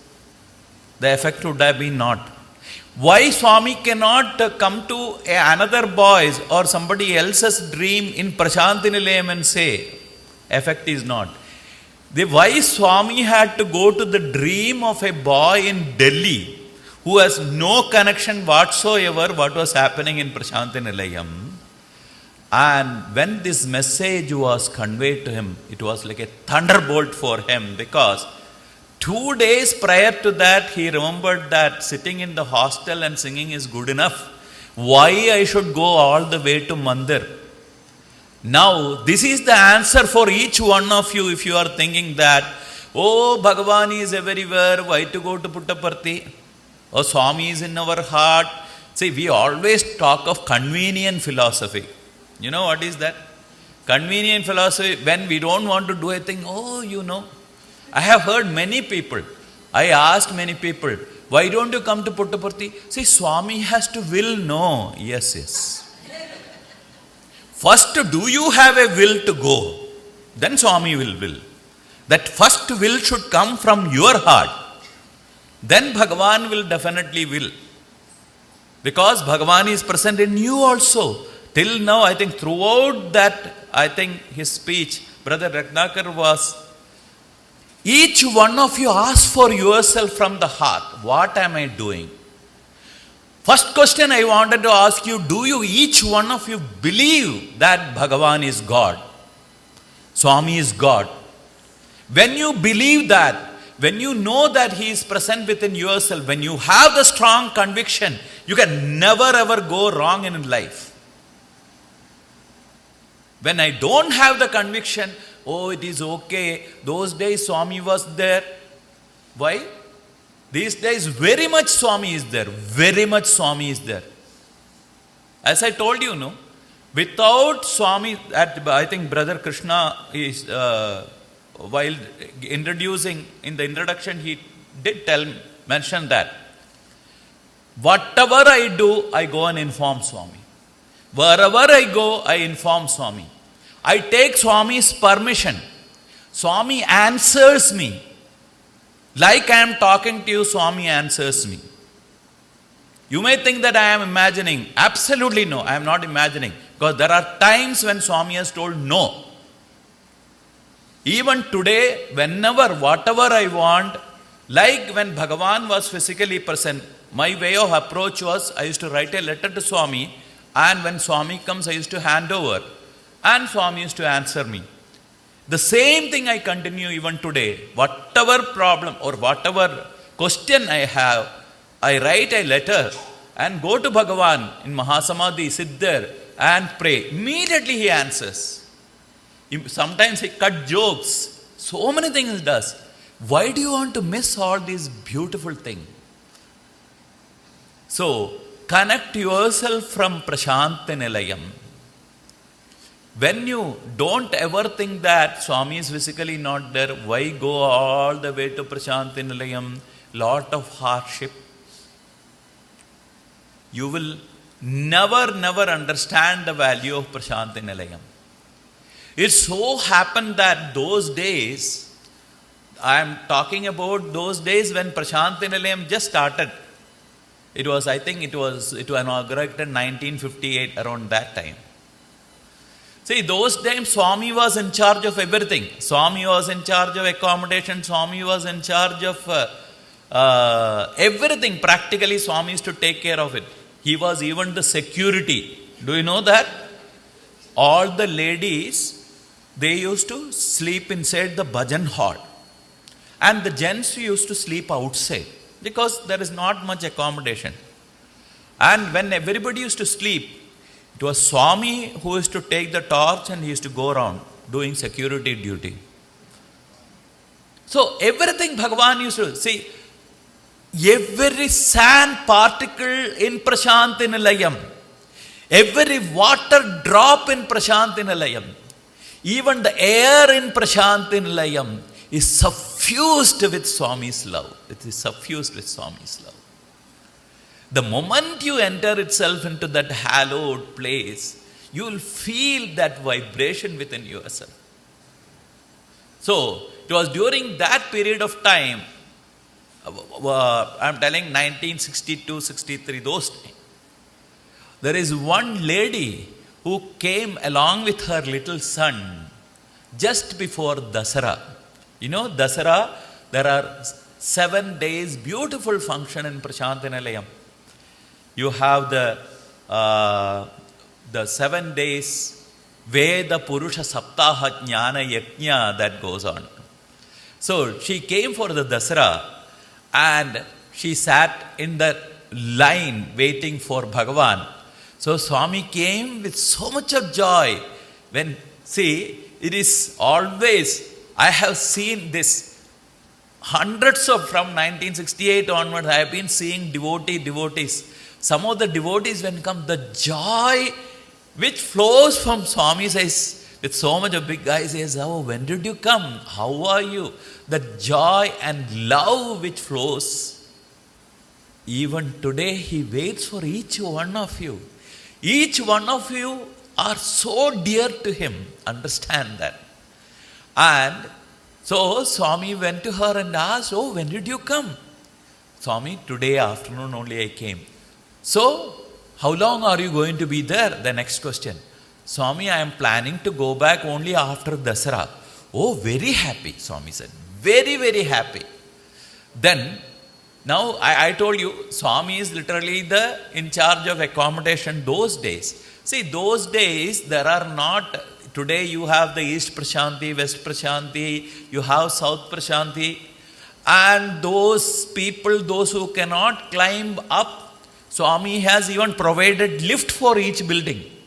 Look at the compassion of Swami. But those days, there are bare minimum comfort only they had. Bare minimum comfort. Nothing was there. We had to sleep in the open air. And we have to go for nature's call and nature's lap. And Chitravati river was only the place where we can clean ourselves. That was the state of Puttaparthi those days. If you wanted to have, they used to sell hot water. If you wanted to take bath only in hot water, no geyser, you had to collect, you had to pay 25 naya paisa, I don't know, like a quarter. You had to pay for that, then you will get. And the most luxurious toilet you can have, this is, I am talking outside the mandir, is that a thing made with, grass on 4 sides and a sack cloth, that is a bag, gunny bag cut into, that is your door. So this is, but nobody felt the absence of any comfort because the joy of seeing the Lord, everything compensated everything else. But when this lady asked, then Swami said, do one thing. Swami mentioned some devotee's name. See, those days, the rooms were very small. There is no 2-story building and all. That in front of, East Prashanti, where the East Prashanti is there were a row of rooms, single rooms. One small veranda, the rooms, it will be so small that if 2 people go inside, another 3 has to come out. Like that it was. Such a small room, a small kitchen. But all of them happily stayed there. And the attraction was, Swami may walk in any moment, suddenly. And the best part was, see the kitchen, there will be front door will be there, then the kitchen door exiting outside. So, Swami will come to this house suddenly one day and Swami will go and see in the kitchen what you are cooking, everything. And he will get out of the kitchen door and he will enter into the next house from the back kitchen door. And suddenly they will see Swami coming inside the room. Like that it was the beautiful days where we had zero comfort, but maximum blessings. It was, the mind was joyful all the time. So Swami said, okay, you go and stay in the veranda. I told you they will have in the veranda, such and such a person, Swami told them. And this lady took her luggage and with the little son and went and told the owner, told Swami has asked us to stay here. If Swami censures you that, imagine Swami has of course given them the room to those people also. But as usual, there are people with the differences of opinion and mind, is it not? These people were not very happy that somebody else is staying in the veranda. It is only for 10 days, Swami has told. Still, they were not very, very happy about it. Okay, they cannot tell anything also.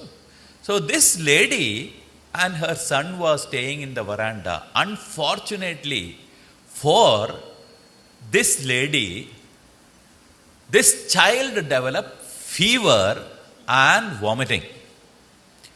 So the things were going bad to us, And from inside, people, they are grumbling. They will bring such sick child and they will stay in front of our house. And this was going on. Continuous murmuring from the inside, from the owner of those people. So, this was too much. One day she felt, what is this, Swami? Why you have sent, first of all, send me to a house where these hosts are really hostile for them. So, they really did not know what to do. So, she decided to go back home. So, she went to the line. When Swami came, she said, Swami, I'm going back today. What? Swami, but you said you are going to stay for Dasara. She said, no, Swami, I thought I will go back. See, one great lesson we all learned that don't ever go and complain to Swami about anybody. Swami knows very well what is happening. But don't ever come. This is one of the greatest lesson I have learned in my life. There are people, Swami purposely will put a test and ask you, how is that person, this person. You think, come on, this is my chance to tell Swami, and you start, you will get it. He knows everything. He purposely will test you. And we are all good at it, no? He'll tell, oh, you know that person. Now this is my chance. I will tell him against him. And the best part, Swami will go and ask that person also, how is this person? And best part is Swami will go and tell, that person came and told. Yeah, just a simple example I'll tell you. Say, I told you, yesterday I was telling you I was staying in the old, sorry for digression here, I'll come back to this story again. What had happened, say, during my, this thing was there, I had to go to Belgaum where my doctor brother was staying. I had to go for that. So, I am not at all in Prashant Nilayam, okay? There is one boy, Swami likes him so much. This boy was from Hyderabad. Swami likes him so much. So, Swami told him, you come with me, you come and stay in, this was vacation time, you come and stay in Vrindavan. So, this boy is going and staying there in Vrindavan, but he wanted to go home. He wanted to go and see his parents.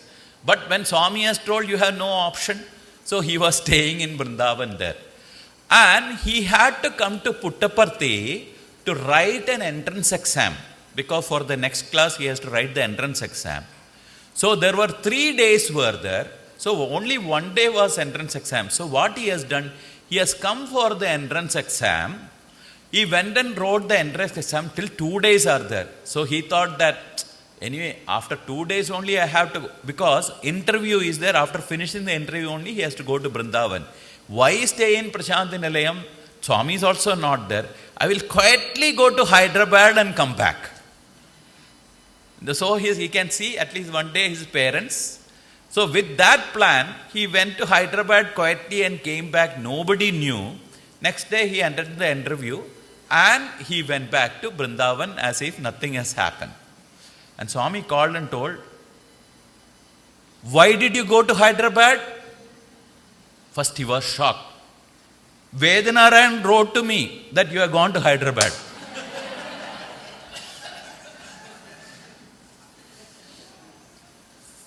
First of all, I am not at all there. I am in Maharashtra, Belgaum, and Swami is telling him that no, Vedanarayan. So this boy gets so angry. What is Vedanarayan's problem?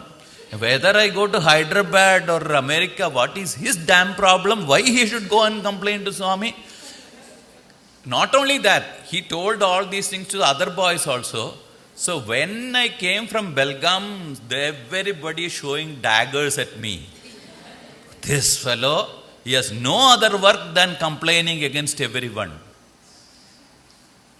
And I was wondering what is wrong with all these fellows. Everybody is looking strange at me.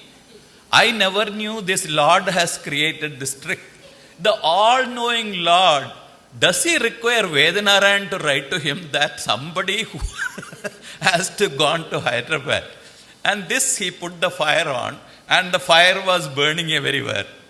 And the moment I came back, all these boys were very, very angry with me.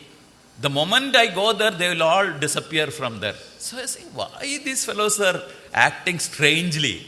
It took almost 1 or 2 months that one boy could not contain himself. He came and asked, "Sir, what is your problem?" I said, "What is my problem? Why do you write letters against us to Swami, sir?" "Letters against you to Swami? What is that?" "Yeah, poor so-and-so went to Hyderabad and came. Why do you want to inform?" I said, "When I wrote to Swami?" Because if at all I write anything about anybody, I pray for somebody, or I write only nice things about, never I complained about anybody. But he is saying, why did... I said, first of all, entrance exam time, I was not at all here. And look at that Swami, he purposely created a misunderstanding in the mind, and he loves to watch how things go on. So, this is the side story of that. But this lady, wisely enough, when Swami came and asked, she never complained that the hosts are very, very hostile for her. So, she doesn't know. So, she tells, "No, Swami, I will go back. I don't want to stay for that." Swami said, "What's the problem? Tell." Then ultimately she said, "Swami, the child is not well, Swami." "Oh, that's all. Child will become all right, don't worry." But still she was insistent. "No, Swami, I wanted to go back." "Tell what had happened." So purposely Swami asked her 2-3 times, and ultimately said, "Swami, the people where I am staying, they are not very happy with me that I am staying there," she told. "Oh, that's all." "Okay. Then if you want to leave, you can leave," Swami said. "But let me ask you one question before you go." "Yes, Swami."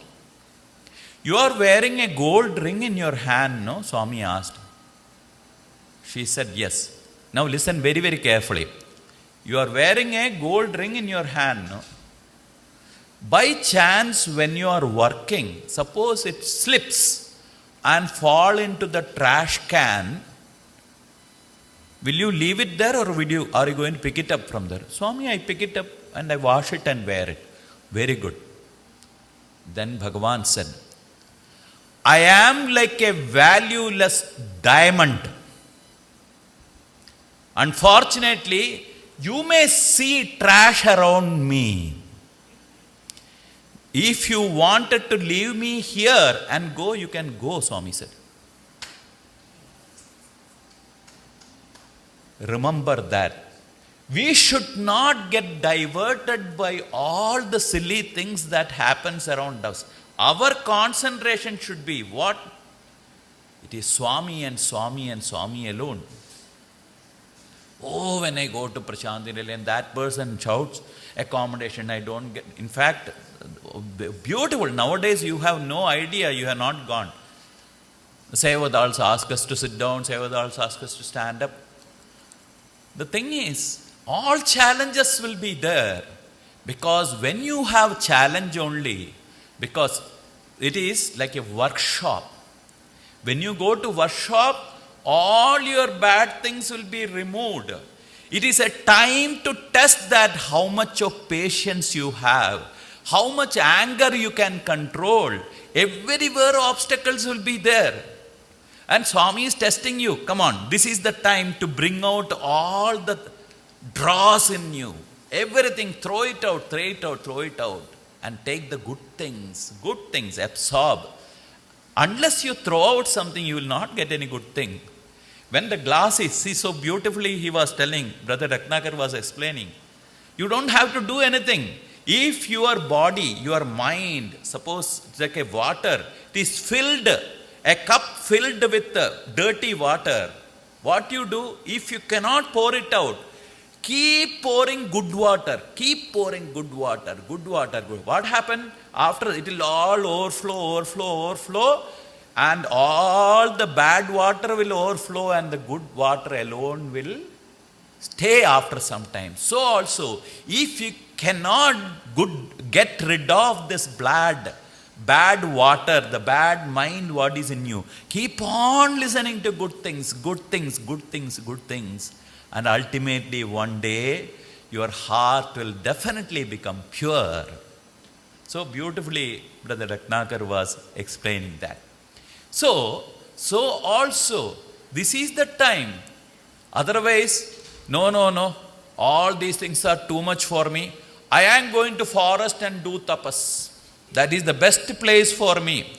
Is it not? Somebody went to forest like that and did tapas. Lot of penance.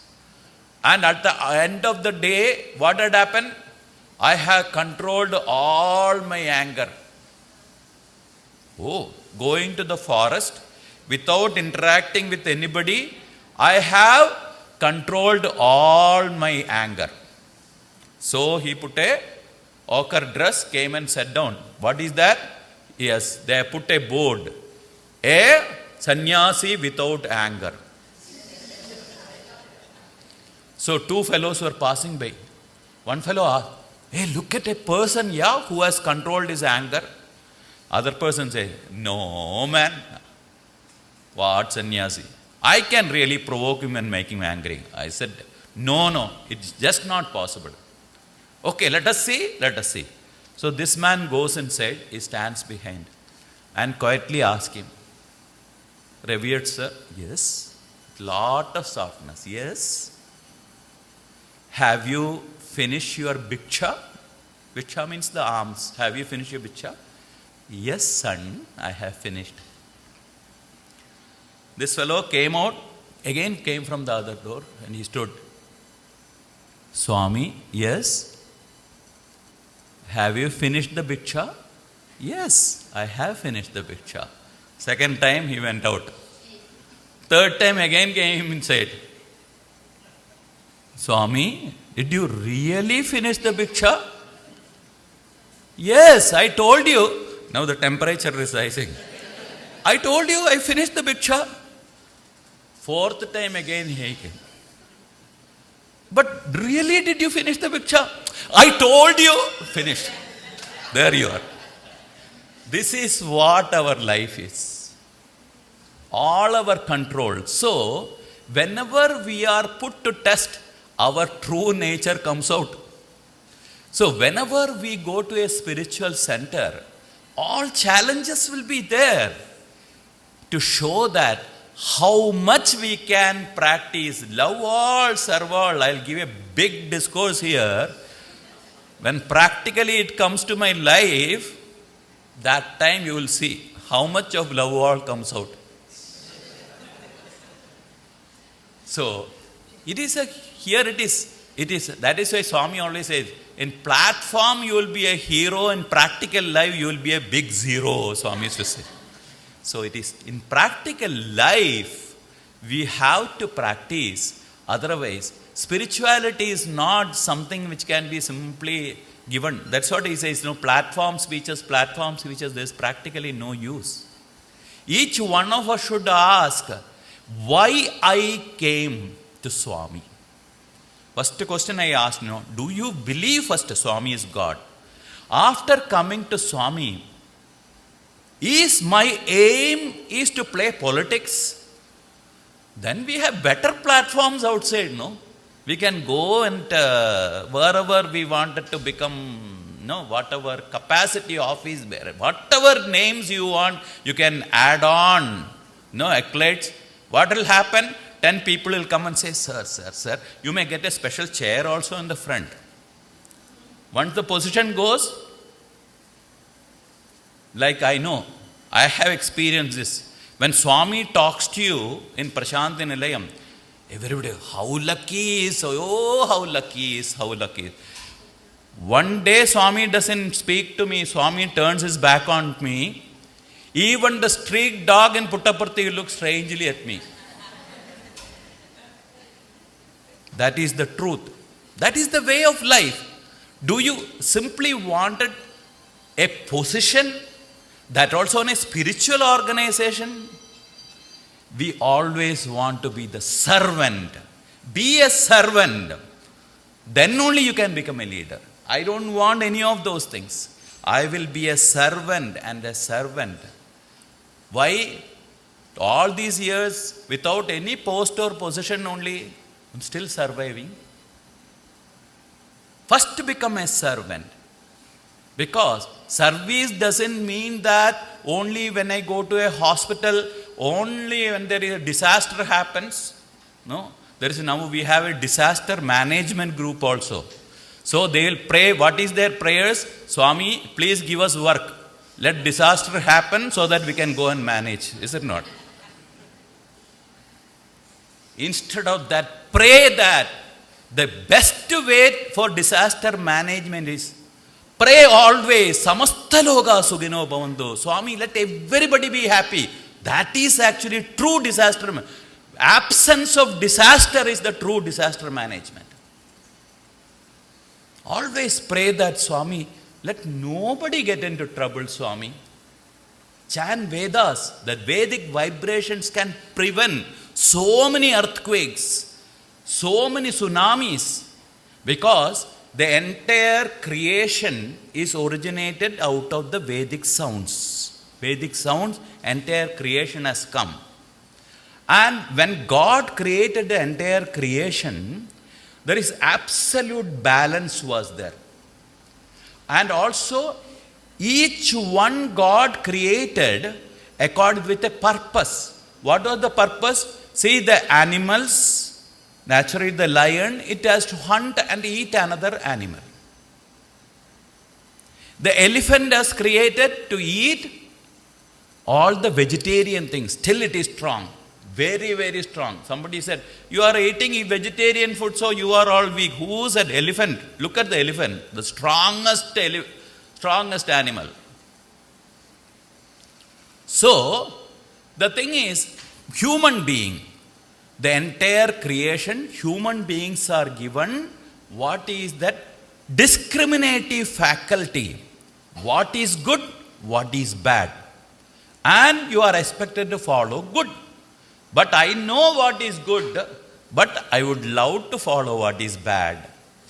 I know non-vegetarian eating is not good, but I love to eat only that. Is it not? I know drinking is not good, but I love to do that. Intoxication, is it not? Get intoxicated with the Lord's love. So, what is required is that, though I have, but one thing is that whatever we do, there is what is called, there is a karma theory. If I tell karma theory, oh, this is all doesn't happen, yeah. Simply he says something. When I say Newton's third law, every action has got an equal and opposite reaction. Oh, that is correct. That is what I am talking about. I told it is karma theory. Nothing more than that. Whatever you do, you get in your life definitely with equal force. So, when we do wrong things, many people wrong things, there is an imbalance in nature. Nature comes down. We cut the trees, temperature goes up. We pollute sea. We pollute the air with industries. Swami says, you start digging up the oil. Everything, nasreyo niyamam vina, he says. Everything in limit it is okay. You pump so much of oil out, there is a vacuum which is created. The earth goes for a full toss. The balance of the earth goes. So why all these earthquake, everything happens? Because of lack of imbalance happens. How we can bring back? We cannot ask people, those who are digging for oil, hey, don't dig, man. They won't allow. What way to bring back? But what we can do to bring back the original sound vibration with which God created the universe.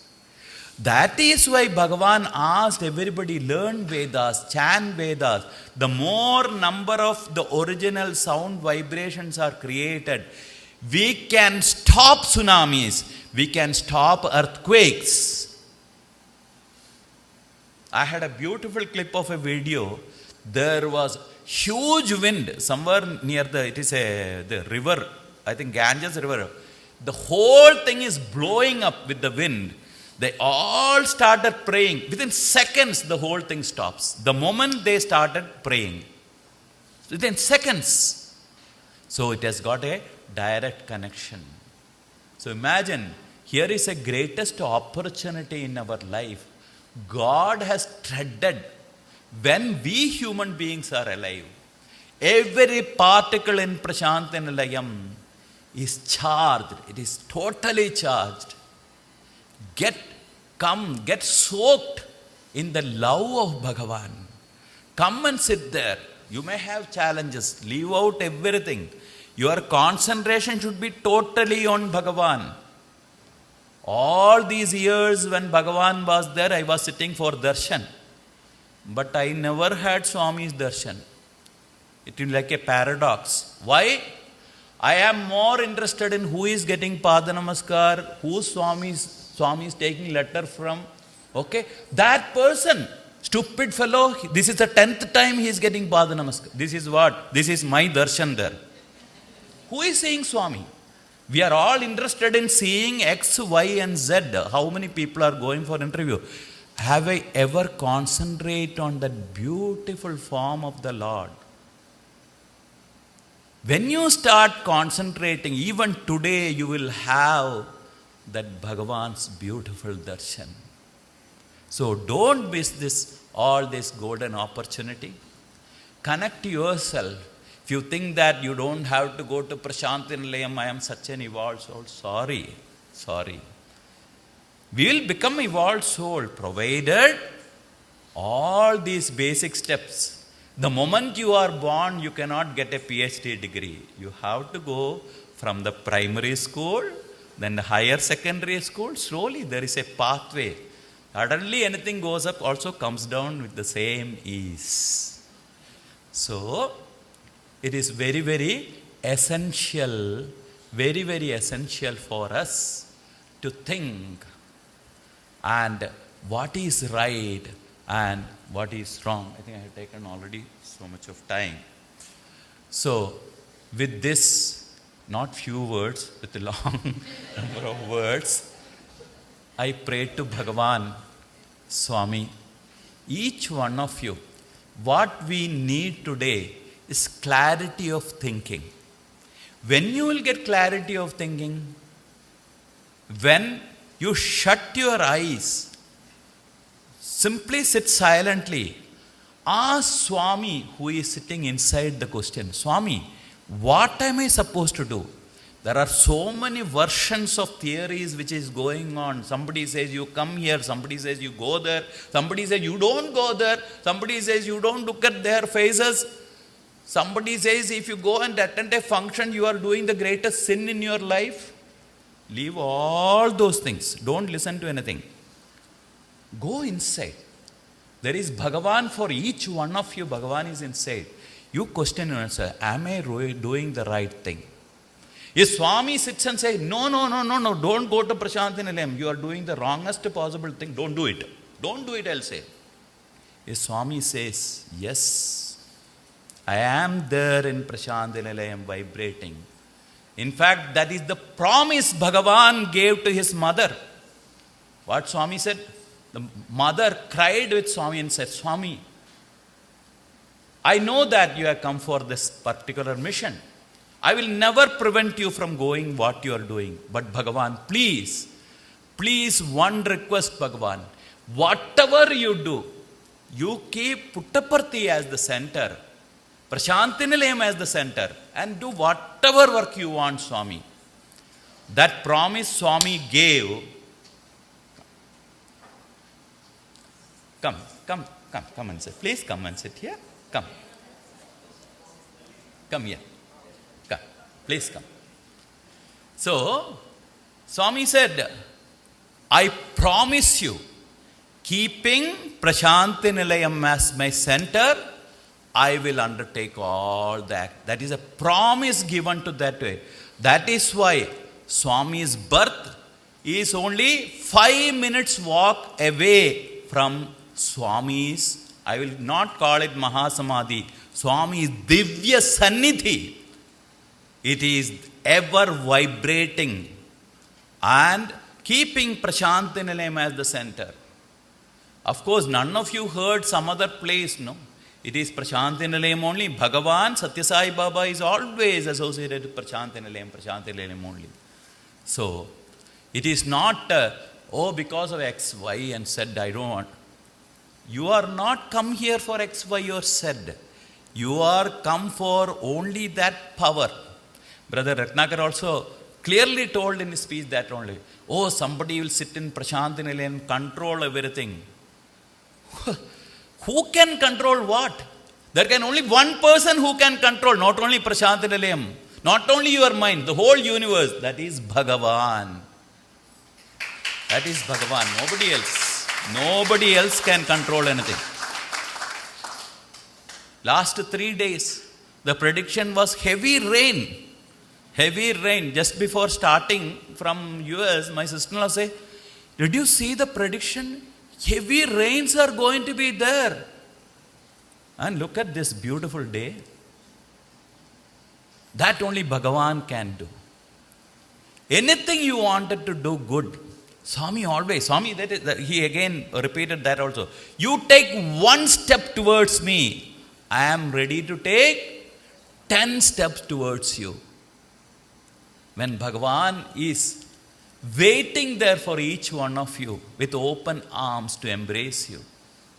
So, praying to Bhagavan that Swami, let us not, please, make us come out of this Maya, this illusion, Swami. This is the biggest test. The exam what we write in the university is not the biggest test. This is the biggest test for each and every devotee. Whether am I going to listen to 10 other people, whatever the hearsay, what I am hearing and forming an opinion on my brain of my own? Or am I, there is a Lord who is sitting within us, ever ready to help you, to guide you, to direct you to, this is what you are supposed to do. This is what, so every second he is there telling, am I going to listen to him? Because I don't blame any one of you. I won't. Do you know why? Because Bhagavan himself has said. I have heard Swami telling. Swami told, every devotee will have a testing time. I will definitely test their faith. Do you know the context with which Swami said was, one of the devotees went and asked, Swami, can I buy a room outside Prashanti Nilayam? Because Swami asked, why? But inside there are no rooms available, Swami. So I have to go outside and buy. Oh, then do you know what Swami said? Wait for a couple of years. Why one room? I'll give you 5 rooms if you want. Because all the rooms here will be locked without people. Do you know? Then Swami said, because I am doing a real test. Swami has been telling that I will give you whatever you want, so that you will be needing what I have come to give you. But till today, have we ever gone and asked him, Swami, what is that you wanted to give us? No. We have problems after problem. My child's education, the education is over. Now the child's university admission, that is over. Now child's marriage, that is over. What is that is left over? Swami, give me that, give me that, give me that. I should have profit in this, I have to have profit in this, I should have no trouble at all in my life. We have prayed and I want this, I want this, I want this. But in turn, what Bhagavan has to give, have we ever thought? That is why Swami said, see, I am tired. One time, I am tired of people coming and asking me, give me this, give me this, give me this. Now, Swami has satisfied all of you with all your wants. Now Swami said, unless you really wanted to follow the spirituality, that is exactly why he has created this confusion. To true silly that whether I just want I want recognition from everybody, or quietly I wanted to surrender at the feet of Bhagavan and enjoy that eternal bliss and peace. And mind you, this is not an organization of business organization. Remember that. This is to do with your spirit. This is called spirituality. It is not competition. It is not competition. It is not comparison. Spirituality is not competition or comparison. Remember that. When you go inside truly, you will enjoy. The only way to survive with Bhagavan, every moment of our life, Swami, Sabko Sanmati De Bhagavan. Give us, every one of us, good buddhi. Let us understand things clearly. Let us not get clouded and carried away by things. Oh, that person told like this, because of that, don't go there. This person, you didn't come for that person or this. When you are born, that person was there. Throughout your life, that person is going to be there to guide you. There is only one person who is going to be throughout with you. That is Bhagavan. Nobody else. Nobody else. Nobody else. You know, when the previous Prime Minister of India, Atal Bihari Vajpayee, when he came to Bhagavan, you know, Prime Minister, you know, all the ACDs, all the securities, all the people, the number of cars, everything. Bhagavan took care of him. There's lot of love. And before leaving, he asked, Swami, can I come to your darshan again and again, Swami? You know what Swami said lovingly? Maa ka ghar hai. This is your mother's house. Come whenever you want. This is one time when so many of his followers were there. Now he has lost the Prime Minister's post, and it was 2010 when Swami again visited him. At that time, that was the time that nobody around. He has become a patient. He has become forgetful. He couldn't even know that Swami was next to him, sitting next to him. You know what Swami did? Swami took an orange, peeled the orange, and made him eat. One Sevadal who is witness to that, Swami told him, when he came as a Prime Minister, there were so many people, one look of his to get a photograph with him, to another thing with him, 101 security and all. Today, nobody is there with him. But that day also Satya Sai Baba was with him. Even today Satya Sai Baba is with him. That is the truth. Only God will remain with you and nobody else. That is the bitter truth, remember. Today you listen to X, Y and Z and run after them. Don't. I always say, your organization is here. This is Swami. You follow him and get the blessings. As I told you, it is not a business partnership. It is not a election campaigning. It is not. It is spirituality. It is ultimately whether you want peace at heart. That is what you have to look for. Sorry, I took too much of time. God bless you. Swami's blessings will be for each and every one of you. Know all your family members. Samasta lokaha sugino. Let no one suffer, Swami. let no one suffer. Let this country have beautiful lights. Let this country, let it not suffer. Let there not be any pain, Bhagavan. Please bless us, please bless us, please bless us. Jai Sai Ram.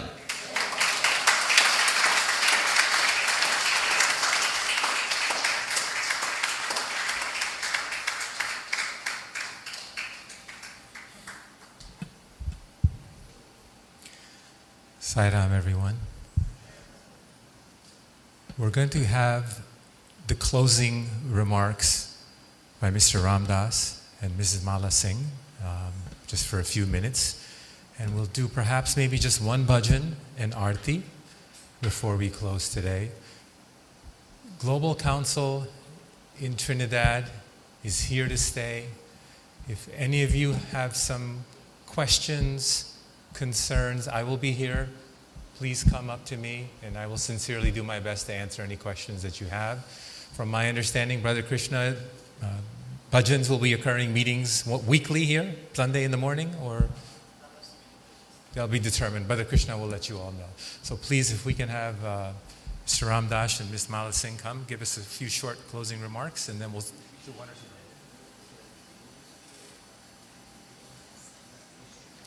Sai Ram devotees, I offer my loving pranams at the divine lotus feet of our dear Lord, Bhagwan Sri Satya Sai Baba. In the interest of time, I say all protocols being observed. I recognize everybody, international and local officers and devotees of Bhagwan Sri Satya Sai. I just would like to share with you a little about this property. It was over 35 years ago. I had constructed an office downstairs and I was happy with the office downstairs. And my line of work is business, you see. So I heard there was a need for property around. So I decided to build upstairs and get some income. After I constructed upstairs, I didn't find a suitable tenant. So the place was vacant for a short while. I consulted a friend of mine who is a lover of Bhagwan. He's a Catholic by religion, and he's a good lead singer. So I said to him, Brother Shine, a lot of you know him, if we start a center here, I am not a good singer, would you come and lead sing for us? He said, yes, he will surely do it. So he came, and he was our lead singer for over 25, 30 years. Health for reason, and that's why he's not here today. I know he would like to be here today. I told him what, but he couldn't be. Anyhow, so we conducted satsang at this same spot, this same venue. This is the area here, from here to the end there. So in case you're getting any vibrations, it is the satsang being conducted here weekly for over 20 years. During which time, we had the Raj Yoga Center, and I see sister here. They came and conducted classes. ISKCON movement came. Swami Prakashananda came and did Gita classes. And several other people came. Swamis and Pandits came and conducted yag for us and so on. And on one occasion, we even had Gita Parayan here. The chanting of the Bhagavad Gita, all the 18 chapters at one go. So many spiritual readings were here. Vedic chanting was done in this location. But it so happened I built to the back of this building, and I moved my office to the back of the building, and we started a center to the back of the building. So me, with my business sense again, said, well, you know, I will earn some income. Let me put it up for rent here. But I didn't get any suitable tenant again. So the property stayed doing little seva and other things like that, you know. But then, what happened? The inner motivator, the inner speaker within me says, well, Global Council is there and they have no place. And they should have a place to conduct their affairs. So I listened to that voice and know it was the voice of Swami. Because in 1984, when I went to Bhagwan Sri Satya Sai Baba for the first time, I've been a Krishna devotee and, you know, I know all about God, Avatar will come, and all the most of the Bhagavad Gita. I decided to put a test to Bhagwan. And I was sitting far from him. And I said, look, when you come by me, you watch me straight in the eye. And he was in front. And he's attending to devotees, but he watched me straight in the eye. The human being does not believe God, So I didn't believe him. So he passed. I say, if you really God, turn back and look at me. And he turned back and looked at me. But he was doing so many other things at the same time. And for 6 times I spoke to him in that line while I was there. He had passed, he had gone beyond. And I said, turn and watch him, touch your nose. And he touched his nose as well. I gave him 6 challenges and he passed. So I had no doubt. Of course, Bhagavad Gita teaches us that God is seated in the hearts of all beings. So I had no doubt that God is with us all the time. But if you're the avatar, show me the avatar. And he showed it to me. Ever since then, 1984, I was convinced that he's the avatar. So when I heard Global Council say that, and that was a predicament, they didn't tell me anything. They, up to this date, never asked for this place. They have never asked for this building to be used by them. It was Bhagwan who spoke to me and said, make this building available to them. And so I told Shiva, my son, who is involved with Global Council, I said, Shiva, we'll make this building available. And that's how we communicated. And it went on like that. That was about 2-3 months ago. And then Shiva and others will say, when are you going to give over the building? Something told me that I should not give the building like this. I should prepare the building for, it was not looking like this. I should prepare it. You understand? It's an opportunity to do something for the Lord. I must say, this building is not being given to the Global Council. They will be the trustees of it. It's given to Bhagwan Sri Satya Saba.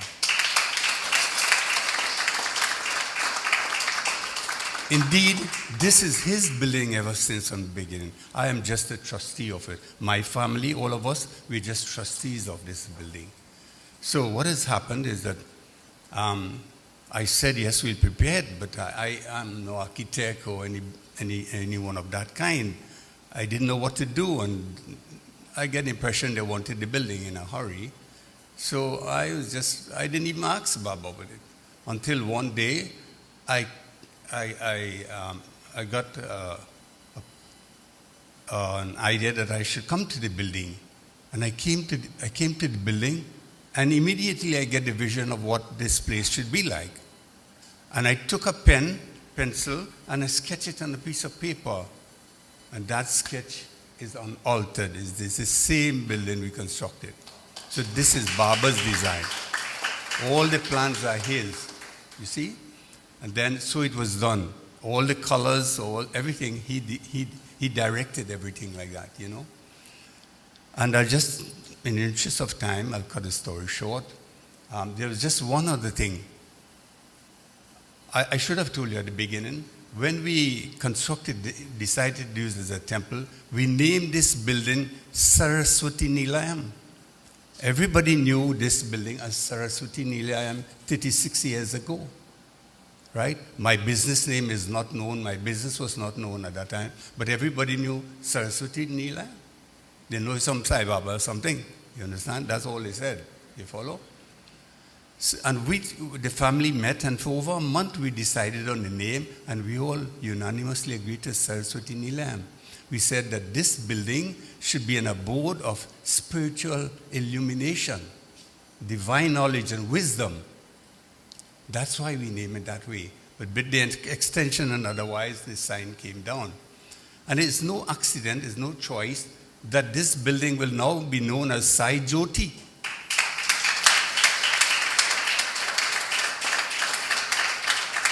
Same. Enlightenment. There'll be enlightenment. Sai. Seva, adoration, illumination. Right? Bhakti, karma, bhakti, and Gyan will be disseminated in this place. So it is just called by a different name, but the same purpose. It's all divine. It's the divine will of the Lord. And I thought, after we finish, a few days ago we were finishing, and I saw finish taking place, I thought something was missing. Why it is they have this thing at Puttaparthi, they have these tall deers and so on. And I see it everywhere. And I started researching the purpose of that. You understand? And what it is, the meaning of it. And I said, we must have that. This here, you must have the jyotir here. And so it was only yesterday evening I acquired this jyotir so that we'll have it here to remind us. To remind us that not only this building, but all who will come to this place and all who will be, visiting here, it will enlighten them. And they will discover the light within themselves. God, who is the light, He's love and light. Bhagwan Baba says He's love and light. So devotees, my family and I, we are very, very happy that we got this opportunity for Baba and from Baba to love Him and to serve Him. We see it as a special blessing from Him, and we are very, very happy, and we are very, very grateful to Him and to all of you who will make use of this building. So I just wanted to invite my wife to come forward, and I want to invite the President and the International Brother to come and receive the keys to this building. Yeah.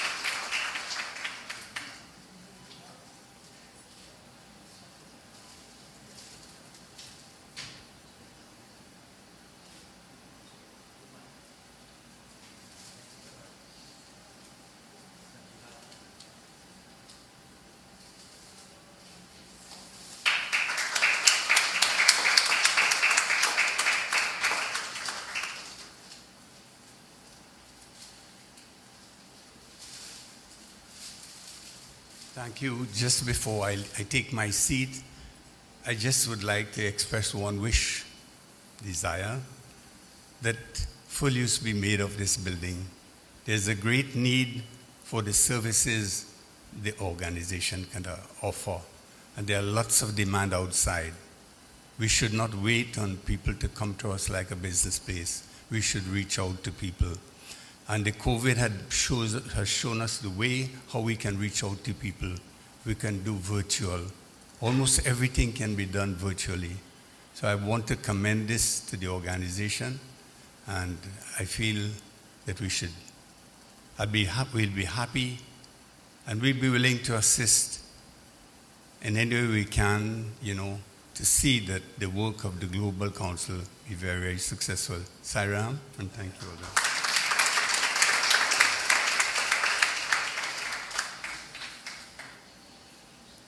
Sairam devotees. So after those words, none of us should have any doubt that this is all Swami's work. I now quickly like to ask Sister Shivi to come up and do a vote of thanks.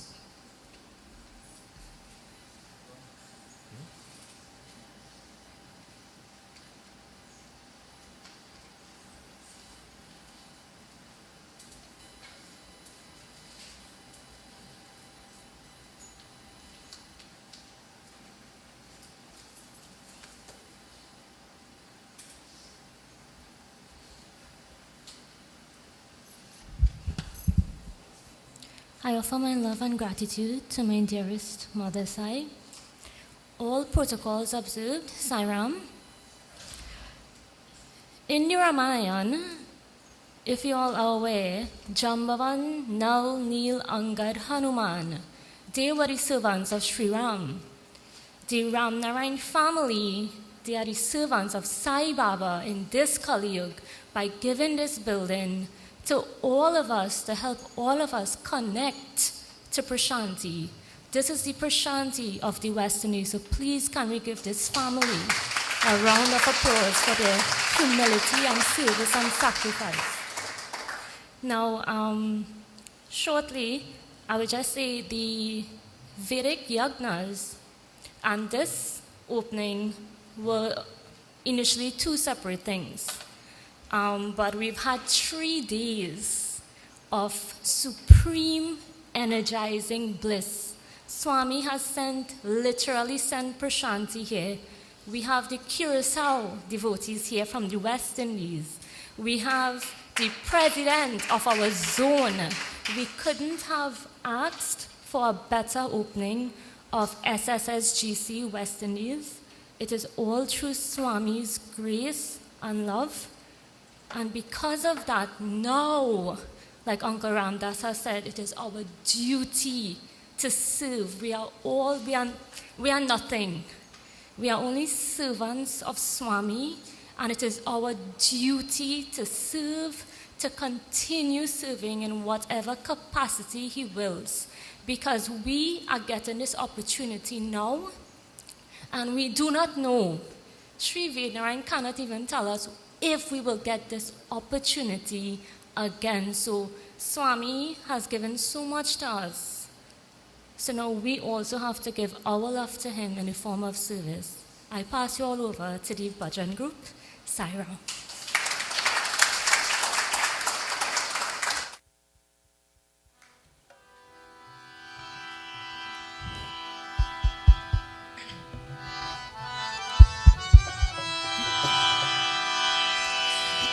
Guru Sadguru Sadguru Sai Ram. Guru Sadguru Sadguru Sai Ram. Guru Sadguru Sadguru Sai Ram. Guru Sadguru Sadguru Sai Ram. Guru Sai Ram, Sri Sai Ram. Guru Sai Ram, Sri Sai Ram. Guru Sai Ram, Sri Sai Ram. Guru Sai Ram, Sri Sai Ram. Guru Sadguru Sadguru Sai Ram. Guru Sadguru Sadguru Sai Ram. Sai Guru Sai Mahesha. Sai Guru Sai Mahesha. Sai Guru Sai Mahesha. Sai Guru Sai Mahesha. Sai Mahesha, Satya Sai Mahesha. Sai Mahesha, Satya Sai Mahesha. Sai Mahesha, Satya Sai Mahesha. Sai Mahesha, Satya Sai Mahesha. Sai Mam Pahi Mahesha. Sai Mam Pahi Mahesha. Sai Ma Pahi Mahesha. Sai Mam Pahi Mahesha. Partipuri Sai Deva Sai Mahesha. Partipuri Sai Deva Sai Mahesha. Partipuri Sai Deva Sai Mahesha. Partipuri Sai Mera Sai Mahesha. Sai Mahesha, Satya Sai Mahesha. Sai Mahesha, Satya Sai Mahesha. Sai Mahesha, Satya Sai Mahesha.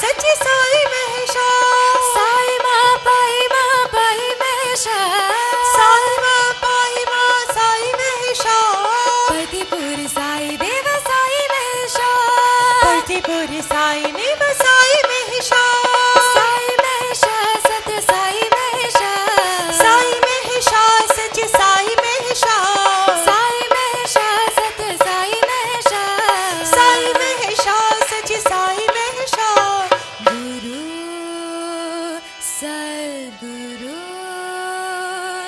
सद्गुरु साई राम अल्लाह अल्लाह अल्लाह अकबर अल्लाह अल्लाह अल्लाह अकबर अल्लाह अल्लाह अल्लाह अकबर अल्लाह अल्लाह अल्लाह अकबर सलाम अलैकुम सलाम अलैकुम सलाम अलैकुम सलाम सलाम अलैकुम सलाम अलैकुम सलाम अलैकुम सलाम सलाम अलैकुम सलाम अलैकुम सलाम अलैकुम सलाम सलाम अलैकुम सलाम अलैकुम सलाम अलैकुम सलाम बुद्ध ज़ोरास्ट्र यीशु महावीरा बुद्ध ज़ोरास्ट्र यीशु महावीर बुद्ध ज़ोरास्ट्र यीशु महावीरा बुद्ध ज़ोरास्ट्र यीशु महावीर नानक जी की जय जयकार हो नानक जी की जय जयकार हो साई नाथ की जय जयकार हो साई नाथ की जय जयकार हो सलाम अलैकुम सलाम अलैकुम सलाम अलैकुम सलाम सलाम अलैकुम सलाम अलैकुम सलाम अलैकुम सलाम सलाम अलैकुम सलाम अलैकुम सलाम अलैकुम सलाम सलाम अलैकुम सलाम अलैकुम सलाम अलैकुम सलाम अल्लाह अल्लाह अल्लाह अकबर अल्लाह अल्लाह अल्लाह अकबर अल्लाह अल्लाह अल्लाह अकबर अल्लाह अल्लाह अल्लाह अकबर सलाम अलैकुम सलाम अलैकुम सलाम अलैकुम सलाम सलाम अलैकुम सलाम अलैकुम सलाम अलैकुम सलाम बुद्ध ज़ोरास्ट्र यीशु महावीरा बुद्ध ज़ोरास्ट्र यीशु महावीर नानक जी की जय जयकार हो नानक जी की जय जयकार हो साई नाथ की जय जयकार हो साई नाथ की जय जयकार हो सलाम अलैकुम सलाम अलैकुम सलाम अलैकुम सलाम सलाम अलैकुम सलाम अलैकुम सलाम अलैकुम सलाम सलाम अलैकुम सलाम अलैकुम सलाम अलैकुम सलाम सलाम अलैकुम सलाम अलैकुम सलाम अलैकुम सलाम अल्लाह अल्लाह अल्लाह अकबर अल्लाह अल्लाह अल्लाह अकबर सलाम अलैकुम सलाम अलैकुम सलाम अलैकुम सलाम सलाम अलैकुम सलाम अलैकुम सलाम अलैकुम सलाम सलाम अलैकुम सलाम अलैकुम सलाम अलैकुम सलाम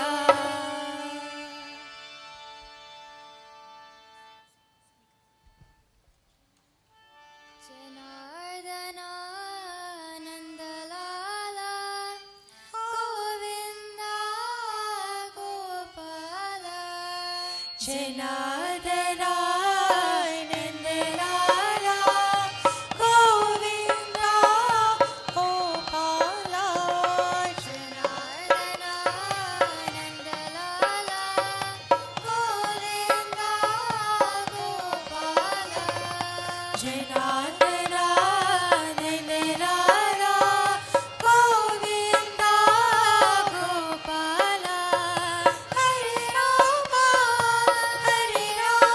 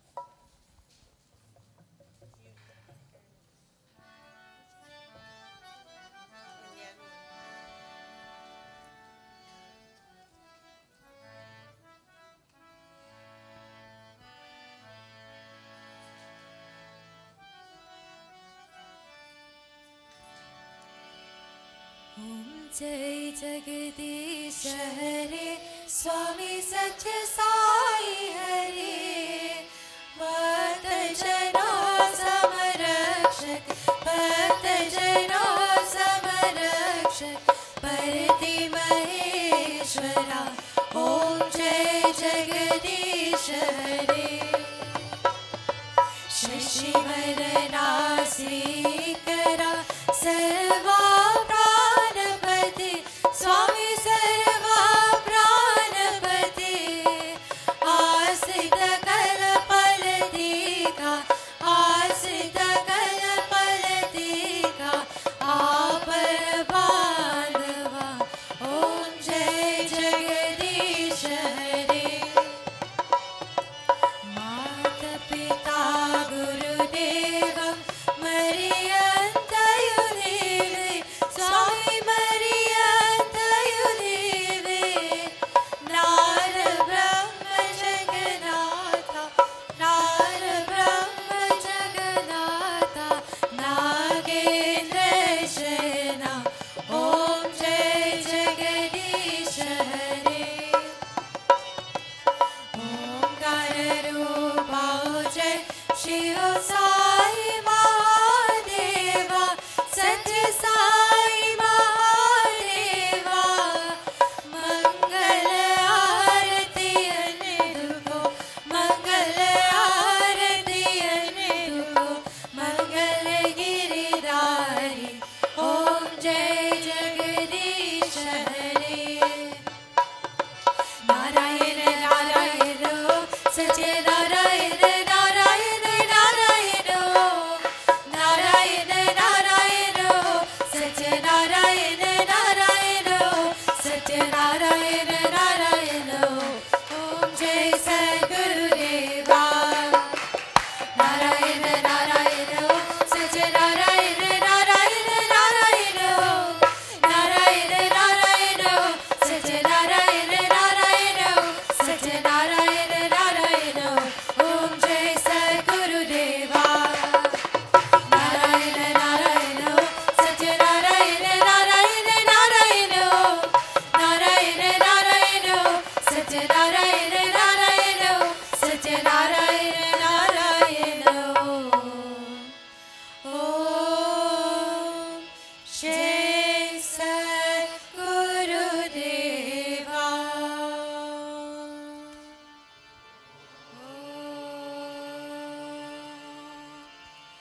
May the love we're sharing spread its wings, fly across the earth and bring new joy to every soul that is alive.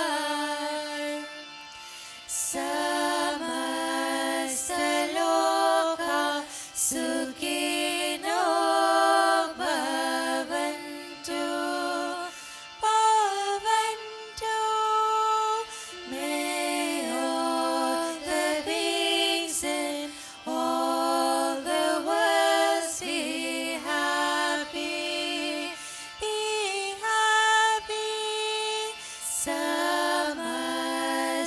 Samastaloka Sukhino Bhavantu Bhavantu May all the beings in all the worlds be happy. Om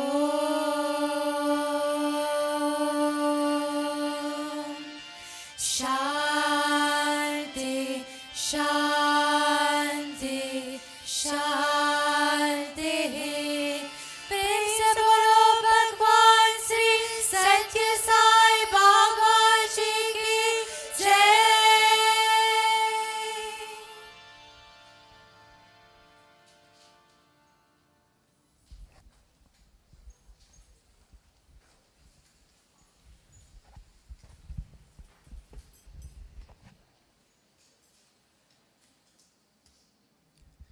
Sai Ram devotees. So no Sai program is complete without some Sai bhajans. So I thank the members of Launch Park Science Center for those truly energetic and inspiring bhajans. So as we are nearing the end of today's program, a very inspiring one I would add, has some really nice talks by Sri Vednarayan, Sri Ratnakar. Thank you for being here with us. Before we close off, I have one quick announcement. So anybody here who would like to leave their name and phone number or contact details to find out future information programs that the Global Council is having, please see our brother Krishna Ramuta here after the program and leave those details. So now, without further ado, I would like to invite our brother Faiz Muhammad to come up and close off the program, also lead us in the food prayer. Brother Faiz, he needs no introduction. He's a truly global figure.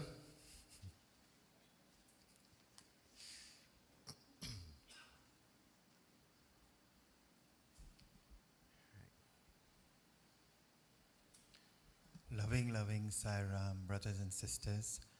It's been an absolute blissful, spiritually charged and rewarding morning. And I'm sure every single heart is throbbing with Swami's presence. The joy is overflowing. And as Charles Penn said in his book, "Be about my work, my beloved bhaktas. Your breath will carry the scent of the blossoms of heaven. Your example will be that of angels. Your joy will be my joy." So let us go out there and be heroes in putting into practice the teachings of our beautiful and divine Lord. Join me as we do the Brahma Arpanam prayer, please. Om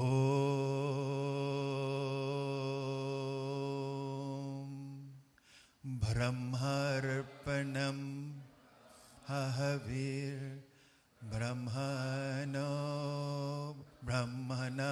Hutam Brahme Bhaktena Gantavyam Brahma Karma Samadhina Aham Vaishwanarut Bhutva Praninam Dehamashritaha Anapana Samayutaha Pachanyanam Chaturvidam Om Shanti Shanti Shanti. Jai Sai Ram.